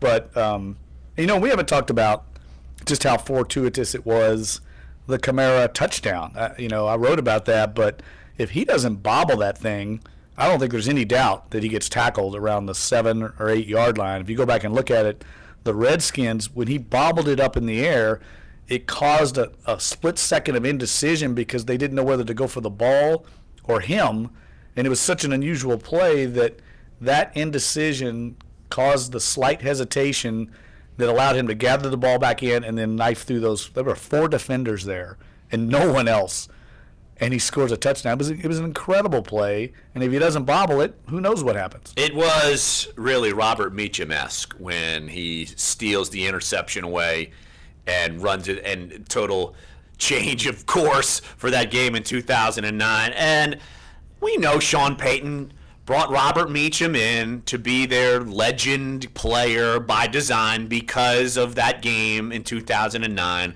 So I feel like that's why Sean Payton had no problem embracing that, knowing that he was maybe trying to draw some karma or get the crowd fired up because, here we are again, big spot, winning streak.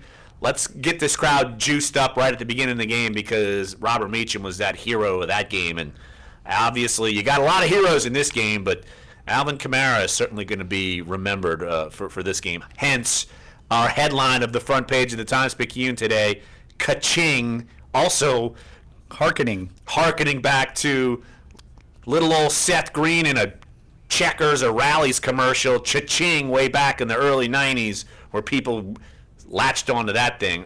That's bizarre that even was Seth Green. Right. Scott Evil was the poster boy for Saints success back in the early 90s. Well, I'll tell you, Payton was, I don't know if you fans could see it if you were watching on TV or you were at the Dome, but he was as into that game at the end. I haven't seen him that excited as a head coach on the sidelines. He was going crazy for Sean Payton. He's usually pretty reserved to some degree, but after the game, Diana Rossini, who we had on a program on Friday, had a great video of him. When I watched it through my binoculars in the press box, he made a point after he went over and congratulated or talked to Jay Gruden and found some players. He made a point of finding Brees as they were heading toward the tunnel, and he gave him this really emotional, exaggerated hand slap, and then they locked arms around each other's shoulders and ran off the field, sprinted off the field together. And it was so funny because Doug Miller, the PR guy for the Saints, one of his duties after the game is to give the post-game stat sheet to Sean Payton as he comes off the field. He was so committed to try and get him the stat sheet, and Payton didn't even look. I mean, Payton was so excited he didn't even look at Doug. Doug's trying to stick this stat sheet under his arm as they're running off the field, and Payton is, bro hugging Drew Brees. I mean, he was so into it. And I asked Thomas Morstead, if you watch when they got down to the 10-yard line in overtime, they called a timeout, and Payton called over Will Lutz and Thomas Morstead to the sidelines. He was halfway out on the field. The officials had to pull Payton off the field, and I asked him what he was saying, and Morstead said he came out there and said, "How do you like your odds? Do you like your odds?" And Morstead was like, "Get off the field. We got this. It's a 10. We're at the 10-yard line. We're going to make it." But Payton was still coaching it up, but he was so excited. He was all the way out midfield almost, and they had to get escorted off the field. Okay, I'm going to take this moment because I'm being asked for it via social media. Because you were not here on Friday, and I opened the show on quite an angry rant about a former certain New Orleans Saints player who's just happened to be on the field yesterday. One Javius Jr. Gillette. Nice. And I basically crushed his hopes and dreams on my rant on the show. Of course, I wrote my first and 10 column, crushed his hopes and dreams. I extended that onto the show on Friday, crushing his hopes and dreams. And apparently, because I blocked him on Twitter, I don't need to hear from him. Apparently, he's on Twitter. He's making fun of my hair. He's goofing on me because that's what he does. And he had a whopping 1 quarterback hurry yesterday, and that was it. Yeah, they blocked him up very well. And the Redskins got some pressure, but it wasn't from Junior Gillette. He had one good rush. Actually, he was showing a video. He put it on Twitter and was basically seemingly mocking Teron Armstead. And then Armstead's like, "All right, you got me twice. How about those other 30 snaps?" And I just put on Twitter, I just said, "Go away, Junior." I hope he saw it. I hope he's reveling in what could have been here in New Orleans. That guy's one of the worst guys I've ever covered. Yeah, he did. Good riddance. He didn't give the Saints any credit. He said we lost the game. He blamed it all on the Redskins losing the game as opposed to the Saints winning. That had to hurt him more than any player on the Redskins because he poor fella desperately wanted to win that game. Poor guy. Oh man, I feel so bad for him. And we were talking to the Redskins reporters and columnists that were in town covering the game, and they said that's devastating for the Redskins. I mean, they're not going to come back from that game. I mean, if they win that game, they're 5-5. They're at least an outside shot at a playoff spot. Now you're 3-6 or whatever they are, 4-6, I guess. But what does this mean for Junior? Poor guy. I'm not sure I really care. You don't? No. Why? No, I've moved on. So have I. I've moved on from right? Junior. So have I. Yeah. No, I don't think you have. You sure? I don't think you have. Maybe he's going to go run around and get chased by cops and get tased again, maybe in Biloxi. I don't know. Maybe he'll come to Araby and get chased down and tased by cops. I don't know. Maybe he'll come down and get tased by cops somewhere else or get in the beach brawls and do God knows what. Poor fella. Couldn't have happened to a better guy. Sorry. Yeah, I don't know. Did we get video of him from the locker room? I can't remember if we got it up on NOLA.com. Was he worth talking to?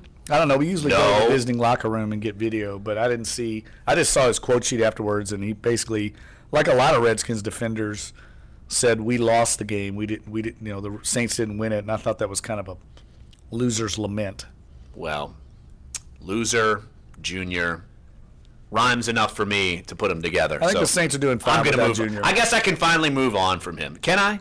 I think I will. I'll move on. Anyway, obviously Saints get a big win, and 8-2, 8 in a row, and yet you look at the NFC race, and boy, this thing is still up for grabs. There's no question about it. And look, I was talking with a bunch of players, and that was my column leading up to the game. The fact that there's so many teams around them, and Teron Armstead had no problem saying, "Of course we pay attention to that." Like said it point blank, we know what's going on around us. We know people think that the Saints are good, and as in we, the Saints, and they know that the teams around them in the NFC are all playing well. And you're going to play one this coming week, you're going to play one the following week, and depending on how the Falcons do tonight, they're going to be in the conversation more than likely if they go up to Seattle and get a win against a really beat-up Seattle team. Yeah, this game tonight, Saints fans need to watch this one because it's got playoff implications, I think. It could be something of an elimination game, I think. The way the Rams are playing in the West, I don't know if Seattle could get back into it or not. I think they could. It'll probably just be a game back if they lose.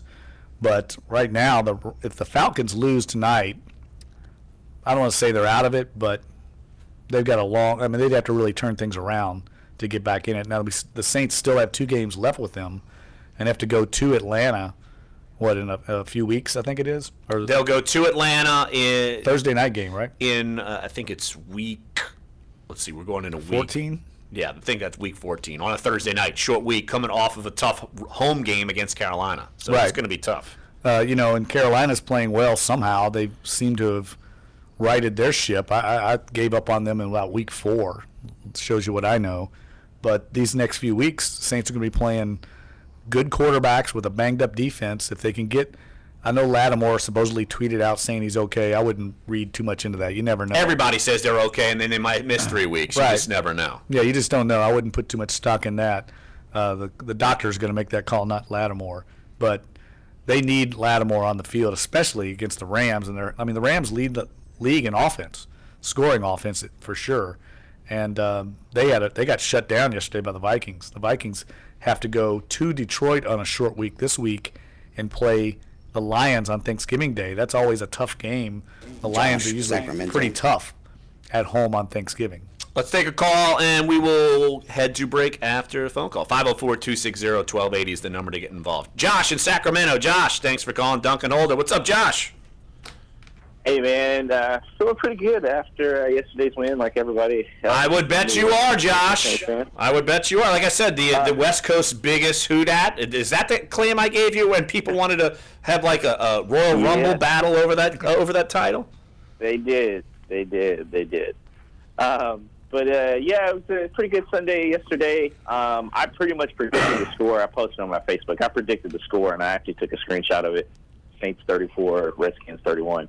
Felt pretty good about it, but my thing is what I'm concerned about now. Again, I'm going to be the wet blanket here. We won, great. It's just the secondary. Lattimore is the bee's knees of the Saints. That's what's holding the Saints all together. I mean, missing Ricardo and missing Klein is huge, but Lattimore is huge because if we have to let Devontae Harris back in the game one more time, I'm going to die as a Saints fan.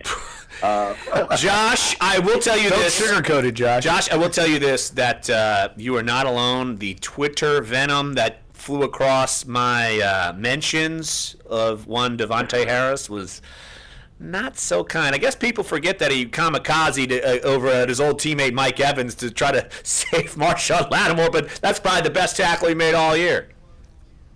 Yes, it's ridiculous because it's like P.J. Williams, like I can handle. He was close enough to that guy. It's like, dang, he made a good play. P.J. Williams was there. Devontae Harris is nowhere to be found on my screen when I'm watching this on TV. He is off the screen, literally. And then when he was a 25-yard touchdown, it's like, come on, you should know by now, like what coverage you need to be in, where you need to be at. So I really feel like we need to put Arthur Millette out there. Devontae, you've proven to us time and time again, like 2 games in a row, and the second he's benched. And Crawley, give that man a raise because he's playing lights out. Considering, I'm willing to take a holding call every now and then, but just no more Devontae Harris. I mean, that's all I have to say. No more Devontae Harris. Give me Arthur Millette, and, hopefully Lattimore's good to go. Hey, Josh, appreciate it. That might be something they take a look at. I don't know. He's become Devontae Harris. There's always somebody in the secondary that becomes the scapegoat. Remember, Fred Thomas was there for a while. What was his name? David. Well, Jason David. What was his name? How do you forget Jason David? I couldn't remember his first name. I remember there's always a guy in the secondary who gets picked on. And in Devontae Harris's defense, which he didn't show a lot of it yesterday, but they've got a lot of young guys back there, so we don't know the communication breakdown. Is it him or King Crawley or P.J. Williams? They're communicating, and there's a breakdown in the communication, so sometimes it might not even be his fault. We don't know. It's hard to speculate. Let's take a break right here on the show. When we get back, let's hear from Drew Brees, of course. he put the Saints on his back in a big way. First time he's had to do that all season. So let's hear from Drew Brees. Coming up, Sports 1280, NOLA.com, and the iHeartRadio app. Dunc and Holder.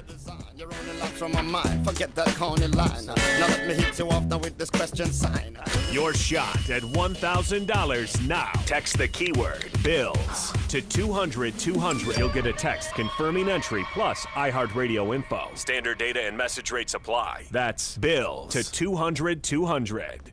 Chris Gordy. Defense is playing much better. I just think that, looking at Dave Aranda, I don't know if it's scheme anymore. He just doesn't have the horses. Mornings 8 to 10. He's got a lot of inexperienced guys and guys that maybe aren't living up to expectations that we had for them coming into the season. On Sports 1280. New Orleans. This week on Big Easy Deals, get a family 4-pack to the Audubon Zoo for just $38. Check out the exotic mix of animals from around the globe. Don't miss the Watoto Walk, the playful monkeys, or the mysterious white alligators. Go to FoxSportsAM1280.com. Keyword deals. iHeartRadio Music Festival. Our sold-out 2017 iHeartRadio Music Festival from Las Vegas. Let's go! 2 nights, 1 stage. Over 20 of the biggest artists on the planet.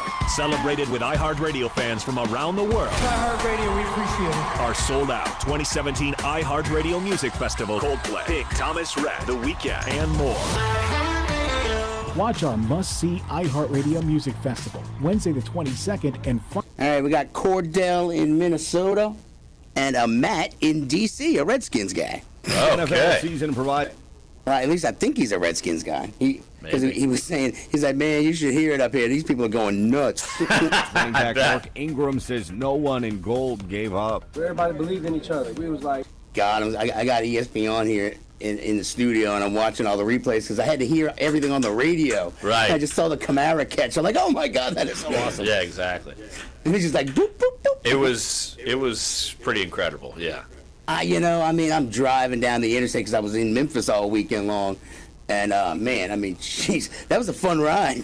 I bet. Oh, After yeah. After 6 seasons, Jim Mora is out as the head. All right, a minute and some change. All right, so it's Cordell and Matt in D.C. Cordell in Minnesota, and Matt in D.C., M-A-T-T, Matt. All right.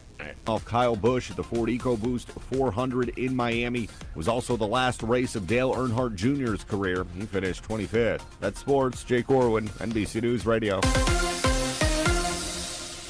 Your little athletes bring home big odors? Tide Sport is super concentrated to beat your family's toughest stains and odors. Tide wants to send you to see your favorite sports team in the he's city of eligible choice. Tell us how dirty and well, actually, no. I think the time has playing passed. sports to enter for a chance to Where you win. could Head bring over to him back, iHeartRadio.com/Tide for more details. Prize includes round-trip airfare for you and a guest, 2 nights hotel, and a chance to see your team play. No purchase or payment of any kind necessary to enter or win. Open to legal residents of the 50 U.S., D.C., 18+, void where prohibited. Contest ends November 26, 2017. To enter and for official rules and complete details, visit iHeartRadio.com/Tide.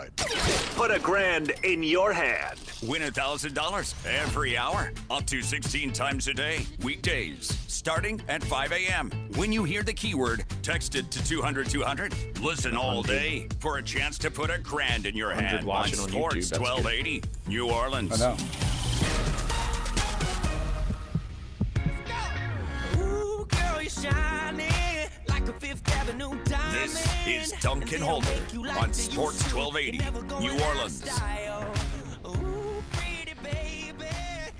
504-260-1280 is the number to get involved. Got a couple callers on hold, so why don't we go to them, and then we will hear from Drew Brees. Also, we're going to hear from Ted Ginn and Ryan Ramczyk. I'm telling you, we're going to play those, so if you call too late in the show, we're going to cut you off because we got to hear what those guys had to say about the big Saints 34-31 win, overtime in the Dome yesterday. Saints 8-2 have won 8 in a row. Let's go up to Minnesota to Cordell, who, I'm telling you, the Vikings are still on the Saints' tails, Cordell. Come on now. You're supposed to get it done for the Saints up there. I'm hoping that they can fall off this week in Detroit. You know, that would be real sweet because these Viking fans up there, they got a little swag like mine, you know. I don't like that, man. I'm going to drop a dime on them, bro. Drop a dime on them. So what are your thoughts on the game yesterday, Cordell? So, look, man, I think it was an exciting game, man. I was so amped up that I couldn't even sleep last night. I couldn't wait to get on this morning and kind of talk to you guys about the game. But The one thing I can say, though, I mean, obviously it was a great game, and we know all that stuff, great comeback. But, man, those injuries, the one to Okafor and the one to Lattimore, man, that really, really hurt us. And I hope it don't linger on in the season. Obviously, I know that that Okafor is out for the rest of the season. But, man, our defense look a whole lot different without Lattimore in our defense because, man, Devontae Harris, I mean, every time I see him on the field, my heart just drops, because I just expect, the quarterbacks to pick on him. And it looks like they did that a little bit yesterday. But great game all in all, man. Just looking forward to the next game. So, that's all I wanted to call and say, guys. And if I don't talk to y'all, if I don't get through this week, happy Thanksgiving to you guys. I'll be in New Orleans December the 1st, and I'm going to the game in the Superdome against Carolina. That's my birthday weekend, so I'm gonna be down there. What's up, New Orleans? If y'all hear me, your boy will be home. There you go, Cordell. All right, appreciate it. Thanks for the well wishes. Happy Thanksgiving to you. And Cordell, you look at it, and I agree. The defensive injuries have started to take a toll yesterday, and we all know Marshawn Lattimore takes away a side of the field, and when he's not there, it opens up the whole field, and we saw perfect example what that can do, and with a quarterback like Kirk Cousins who can get the ball around. Yeah, and also I thought they picked on Von Bell a little bit early in that game. He was getting isolated on Vernon Davis and some running backs, and that's not Von Bell's strength either. So, you're right. All of a sudden, everything gets opened up when Lattimore's not out there. And let's see if he comes back, because I think they're going to do everything they can to get that ankle 100% by – it's probably not going to be 100%, but healthy by Sunday. Let's go up to D.C. Matt in D.C. Matt, thanks for calling Dunc and Holder. What you got, Matt? Oh, man, everybody up here is eating with plastic utensils because they don't want to have anything too sharp. hide the butter knives. Oh, man, just I was in sports bar watching that thing, and people just walked out without talking. They just dropped what they were doing and left. Matt, you a Saints fan up there? What's again? You a Saints fan up there, or are you just a Redskins fan lamenting? No. I'm New Orleans is home. I stationed up here in the Coast Guard. Ah, I got you. Well, what do you think? Yeah. What do you think about this win streak we got going on here? Yeah, but you know what? The defense I saw there after Marshawn Lattimore went out, didn't it remind you of the defense we looked at the first 2 weeks? Yeah, hey, Matt, you're kind of breaking up, and we'll touch on that. Hey, Matt, appreciate the phone call from D.C., and, I bet you Redskins fans are walking on droves. But, yeah, look, I even tweeted it during the game. It looked like the pass coverage we saw the first 2 weeks, and that's not a good thing. And so you can't stress enough how much Marshawn Lattimore means to the team. But also, even you put Kenny Vaccaro back in there, it takes Von Bell off of pass coverage duties, right, which I think could help. If A.J. Klein could get back in there, I think he's good at blitzing and getting the defense settled. I think that's an undervalued thing with Klein being out of the game. And so you add all these pieces together, 4 of them out, and you could be in trouble. Now, I'm curious to see, and we're not going to know for sure up until maybe Friday or maybe even by game day who's going to play and who's not. But I would just suspect Lattimore is not going to play. I'm under that impression. Yeah, I agree. They've got to get West Bank Rick. They've got to get some of these guys back because they're not the same defense right now. No, I agree. All right, one more caller, and we will take a break. And I promise, Drew Brees, Ted Ginn, Ryan Ramczyk in the last half hour of the show. Let's go to West Bank Rick. What's up, Rick? Thanks for calling the show. The thing I want to say is Redskins to the pit of misery. Dilly. And my other thing was, at the 9-minute mark, I saw a lot of supposedly true fans leaving the game in the fourth quarter. And I wanted to know if y'all consider those bandwagon fans or just in-the-moment fans. And I'll let y'all go. Thanks. All right, West Bank Rick. Look, I think it's just in the moment. I don't think it's bandwagon fans. I think it's it's fans who figured, all right, won the Saints day. Let's beat the traffic. Beat the traffic. Look, they can bounce back. You knew a game like this was going to come.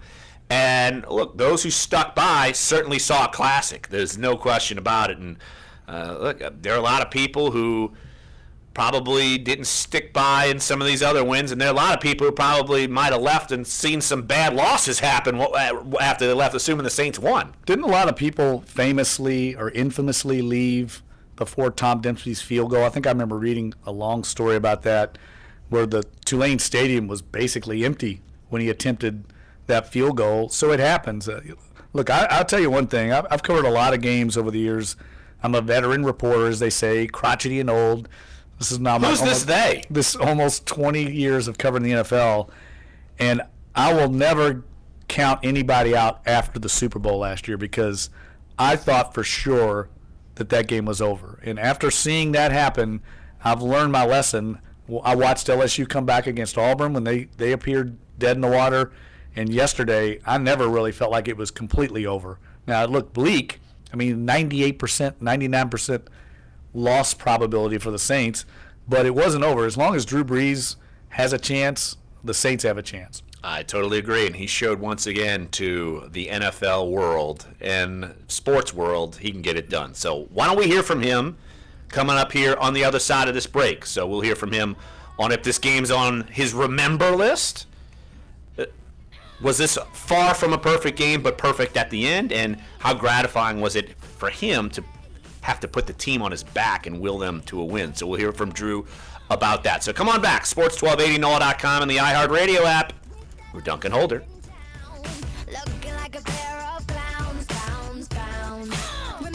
Your forecast on Sports 1280, New Orleans. This report. All right, so no callers at the moment. Scanner. Okay, I gotta from the Fox 8 I gotta ignore him now. We gotta running out of time. We gotta get to this. Maskey's got a thing saying going to be chilly. 43 north, 52 south. And that's what I thought. The upper 60s. The passer has to be facing an imminent loss of yardage because of pressure from the defense. The upper 60s. Overnight lows, 30s north. It doesn't make any sense. And Thanksgiving You're intentionally Day, grounding to avoid getting sacked. Not 58 with lows. You call it every time. What if a miscommunication on a from the Fox I'm meteorologist Bruce Katz with you. But forecast. But I'm just saying, like, these things even out. Of course, that's how it works. And knowing when to call your doctor. The best way to tell is that the flu brings a fever. Are you trying to steal our win, Jeffrey? No, what are you I'm doing? just saying. He's bringing Boogie back up here in a minute. 70 clinical studies. Yeah, let's bring him back up. Another positive sign for the U.S. economy. Actually, an aggregation of several signs. I was talking to Sean Kelly about him yesterday. Of leading economic indicators jumped 1.2%. I love how in October. That's twice as much he's as emotional. Most predicted. A bounce back from September's hurricane slump gets part of the credit. That index comprises everything from jobs to building permits. Everybody else seems to be having these problems. And all everybody else up on the team except doing one, orders for non-military. He's one of a kind, Jeff. It's all about the corporate is. tax cut. So says Treasury Secretary Steve Mnuchin, referring to the Republican tax plans. He says for now, if Congress fails to do anything else, they should make the corporate tax cut from 35% to 20% permanent. Making the individual tax cuts permanent can wait. This is about making the business tax system competitive, which is about creating jobs. And this is about a very significant middle-income tax cut. That's what this is all about. But many of those middle income and other tax cuts would expire in 2025 under the current proposals. On Fox News Sunday, Mnuchin said no one knows what will be happening in 2025. He says by then we'll know whether the tax cuts will have spurred growth or not. And Congress can deal with maybe they're not using ticket exchange anymore. To help get the tax bill passed, Budget Director Mick Mulvaney says the White House is willing to accept taking out the elimination of the individual mandate in the Affordable Care Act. If we can repeal part of Obamacare, I think they're the first team to do it. To and switch have a to tax bill that is still a good tax bill that can pass, that's great. If it becomes an impediment to getting the best tax bill we can, then we're okay with taking it out. So I think it's up to the Senate and the House. Mulvaney on CNN's State of the Union, and chances should start increasing in 2019 that the Uber picking you up will be a self-driving vehicle and specifically a Volvo. The now China-owned Volvo has signed a deal Sean to Payton do supply a Uber with SeatGeek commercial where he's like SUVs sitting at a park bench like in disguise, adding up to 24,000 of them or by he'll just dress as a 2021. geek. But several other companies are working on autonomous vehicles. Whether local governments will allow passenger services to operate entirely without human assistance by 2019 is another story. Consumer and business news. Joe McConnell, NBC News Radio. This speech is my recital. I think it's very vital to rock around. That's right. On top. It's tricky. It's like, here we go. Whether you bless those boys or take flight, we're talking your teams. Sports 1280, New Orleans. Welcome back, Dunc and Holder. Let's hear from Drew Brees. It's been a while since the team had to jump on his back and ask him to do the impossible, and he makes the impossible actually possible and winnable.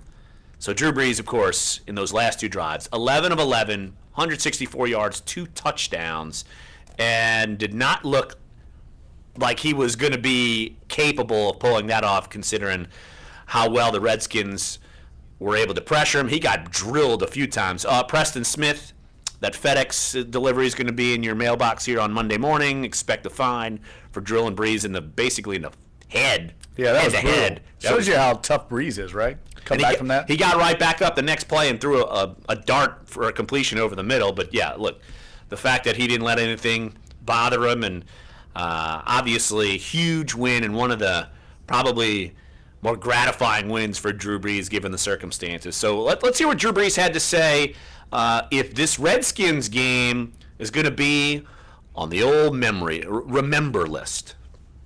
Well, I think it's more about the team and it's more about the season. But man, we're very much in the moment with this team and this season, and just finding different ways to win. We haven't encountered a game like this in a while, and it was great to watch the team rally, come together. Defense come up with the stops that they needed to come up with. Offense coming up with the points when we needed to. Special teams, game-winning field goal. These are wins that you can just build on, man, and you develop confidence, and you understand that, man, the games only get tougher. They only get magnified with their importance, and you just realize that we can win. We can win anywhere, anytime, no matter what the circumstance. Well, I think they've proven that so far. But like Drew said, the games are going to get tougher. We've zeroed in on this next 3-game stretch. They're certainly going to be tougher. And they did not play a perfect game yesterday by any means. Really kind of had no business in even winning the game or even being in position to win the game. But let's hear from Drew Brees, knowing that this game was far from perfect, but it got perfect at the end. Well, we can say that we made the plays that we needed to make at the right time. I'd say that a game like this, we're going to grow and become stronger from and gain more confidence from versus last week. Where you go on the road and tough environment and all that, and you win 47-10, where you weren't really, challenged like we were today. At the end of the game, where obviously everybody's got to be on their A game, and so this is one that, man, we grew today. We got better today. I think he's right. You grow from a game like this as opposed to the blowout win last week where you're thinking, man, we just could do anything and just truck over a Bills team.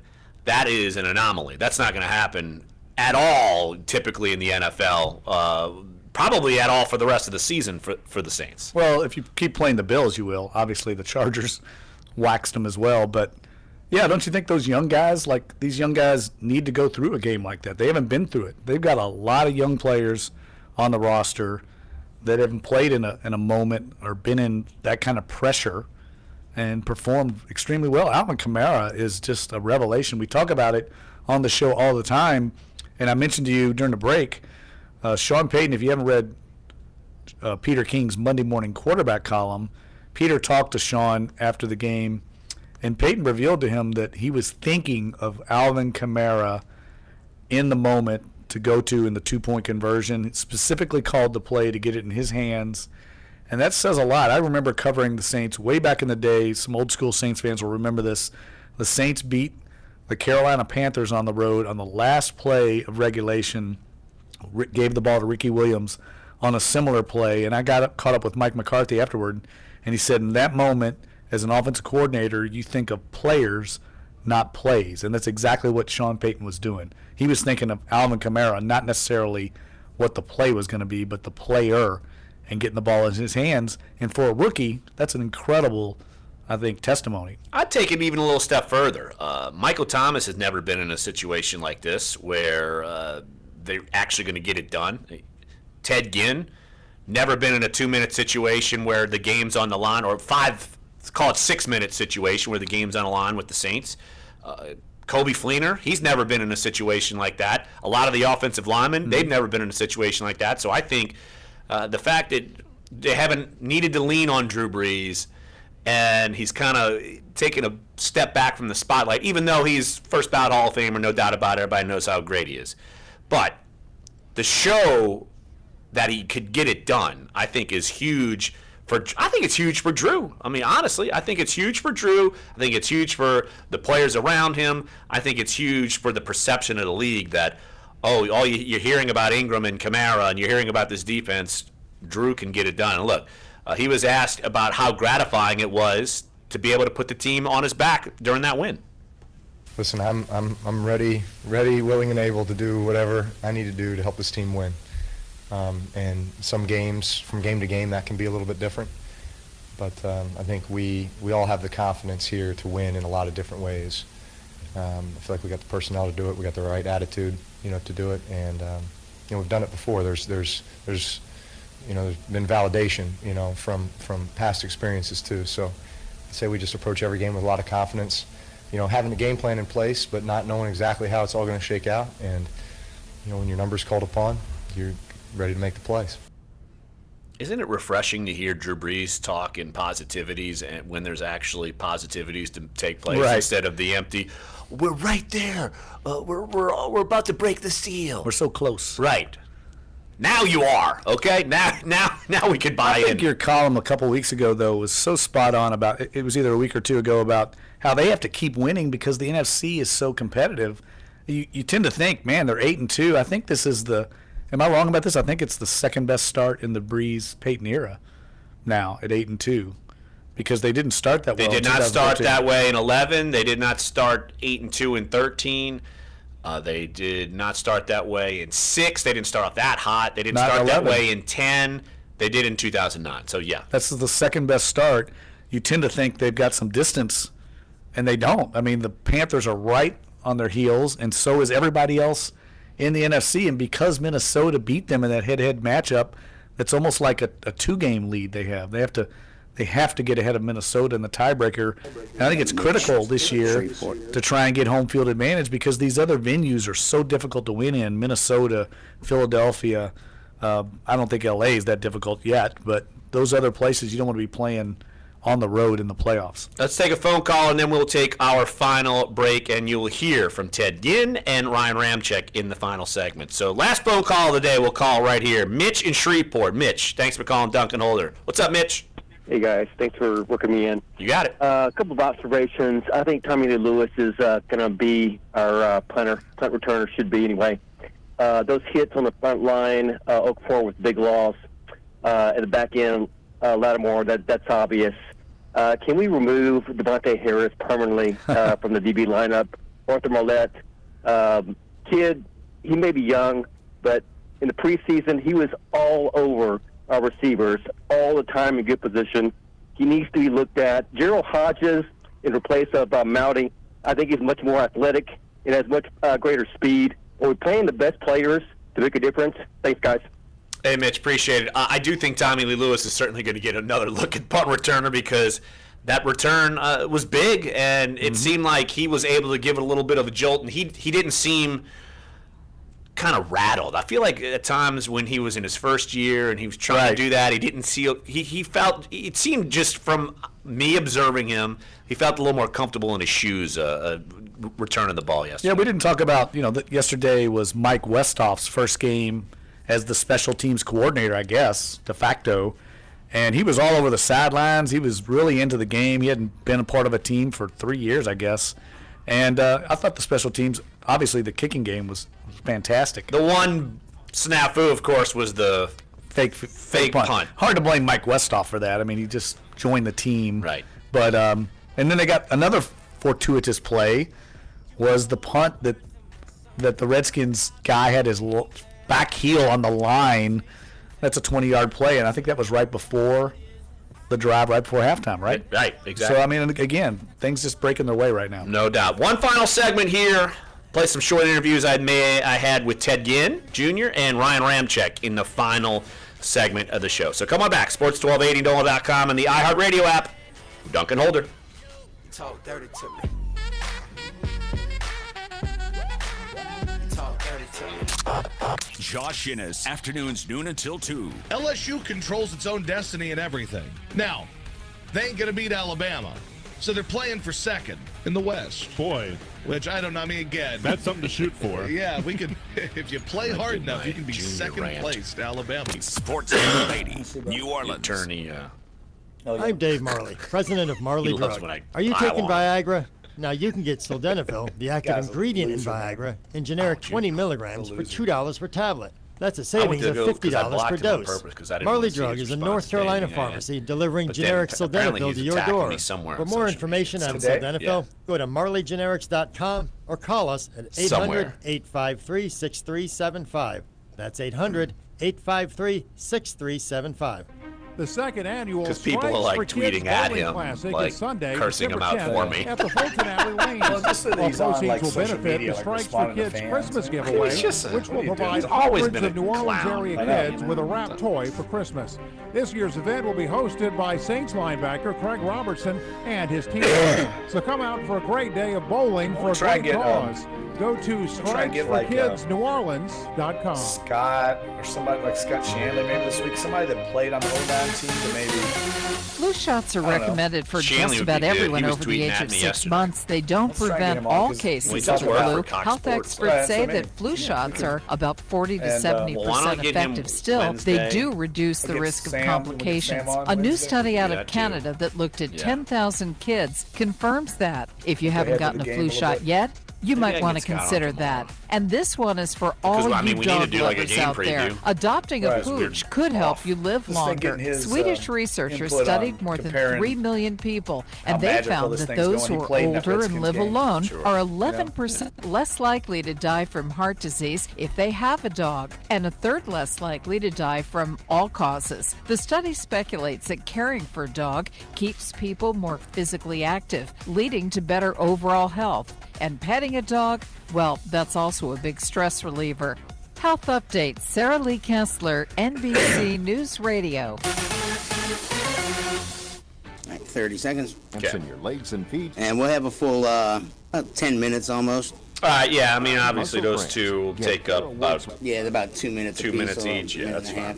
Yeah, that's cool. Or TheraWorksRelief.com. Put $1,000 in your hand. Win $1,000 every hour, up to 16 times. You guys should be doing this every break, man. Text to win. You don't work for iHeart. I'm on it. Listen all day for a chance to put $1,000 in your hand on Sports. But how many times can I win? New Orleans. Like, can't you only win like once every like 6 months or something? Right. Oh, here's some good music. This is Dunc and Holder on Sports 1280, New Orleans. Man, Jeff's in a dancing kind of mood. Maybe what's in that tea you're drinking? I need to spike it. I'm fighting this cold, Larry. You've been fighting it for about 5 days, a week. Didn't help that I went fishing all day outside on Friday. Oh, that's right. I forgot you went fishing, and I had to hold down the fort. I know. I owe you big time, partner. You were a yeoman for allowing me to go out and get... Look, I caught so many bass that my right thumb from the bass out of the water is raw from lipping these fish. Do you realize that at the beginning of the show on Friday, I went totally Napoleon Dynamite on you and said, I hope Jeff catches me a delicious bass. Napoleon Dynamite. Exactly, man. That's the last line of the movie. I know. When him and your girl were playing tetherball. Come on. Oh, you need to take a day off in the future and take Joni out or something. Or just play hooky. You're damn right I'm going to do it. You should. Damn right I'm going to do it. That was a great day. We caught a lot of fish, and it was beautiful outside, but probably prolonged my illness for another day or two.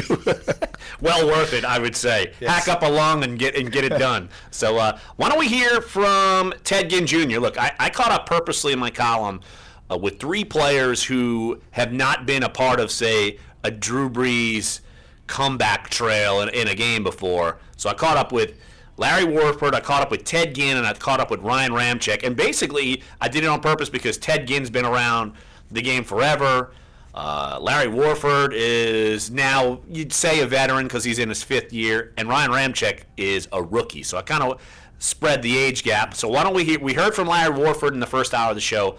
Let's hear my conversation with Ted Ginn after yesterday's Saints win.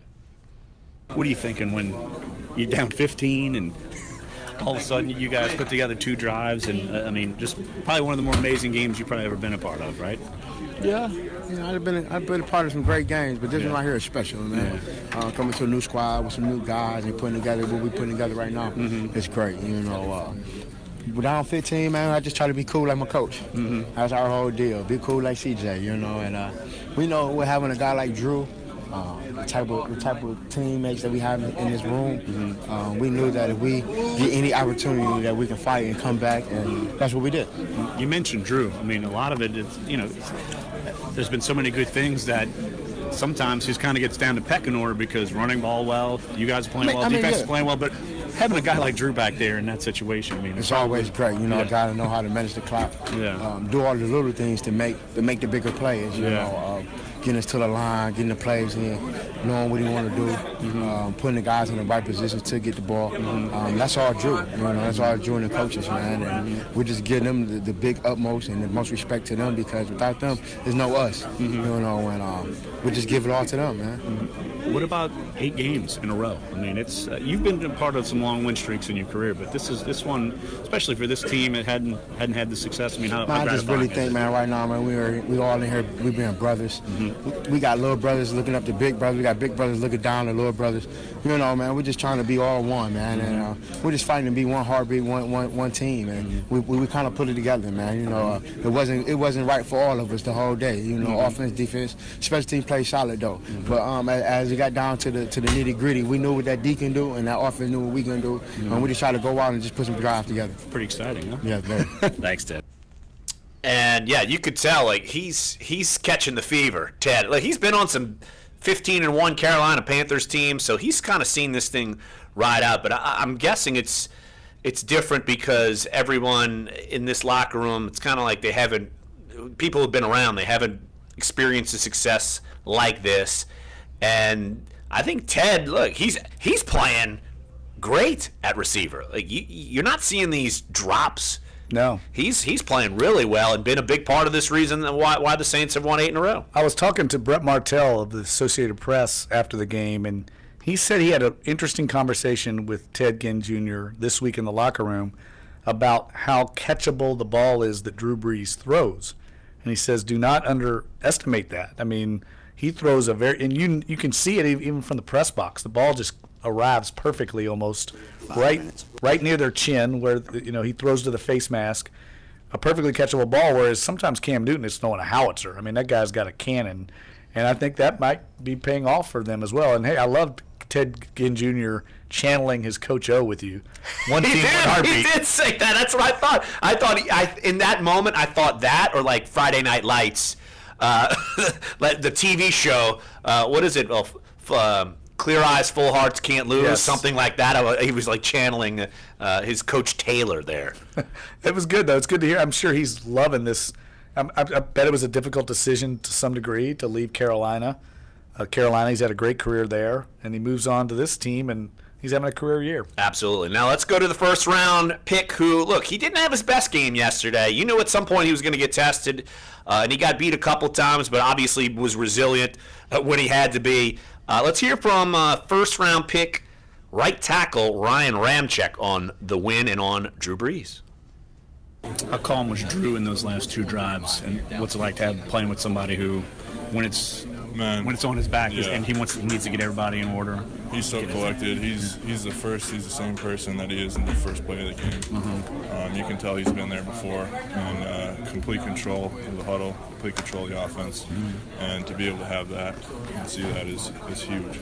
Well, you guys haven't had those type of pressure-packed moments. I mean, just being in the huddle and being within the offense, just seeing it happen in front of you. Yeah. I mean, how cool is it, and how great is it to be part of, you know, a win like this? It's big time, you know. When you play good teams, you know, you're going to have these situations, and we haven't had a lot of them this season. So Getting later in the season, you kind of expect that, and it's huge to be able to come out with a win today.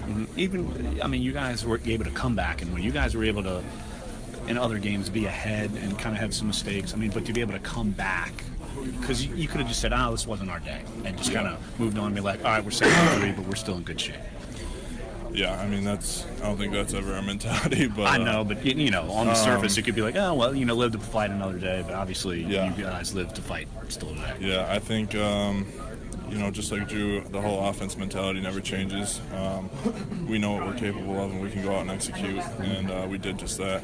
And no one is sitting on the sideline saying, this one's over. We all believe, and we all played hard to the end.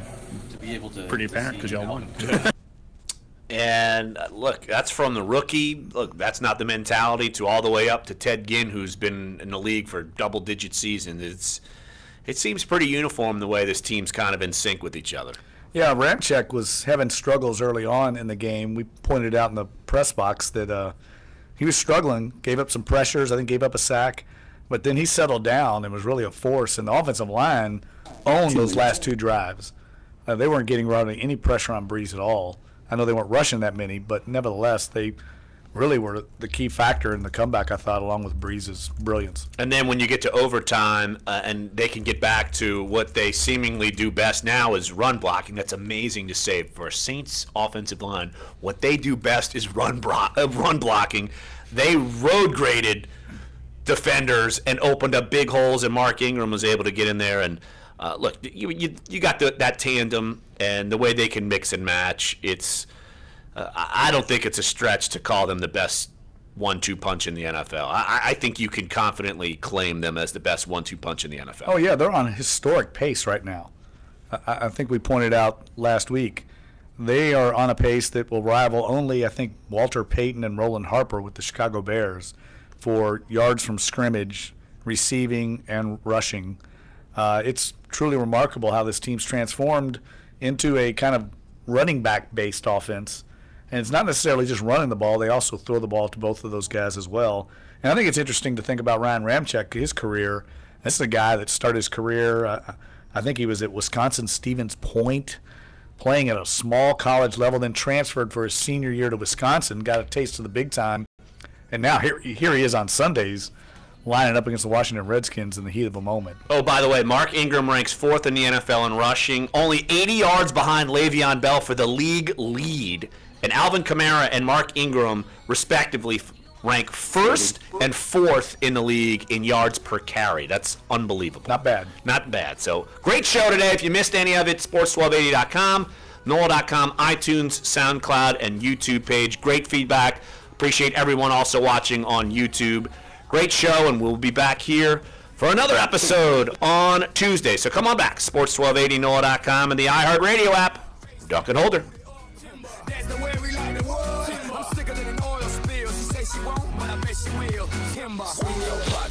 I'm Dave Marley, president of Marley Drug. Pitbull's so terrible. Thanks, Dave. Appreciate it. All right, see you out tomorrow.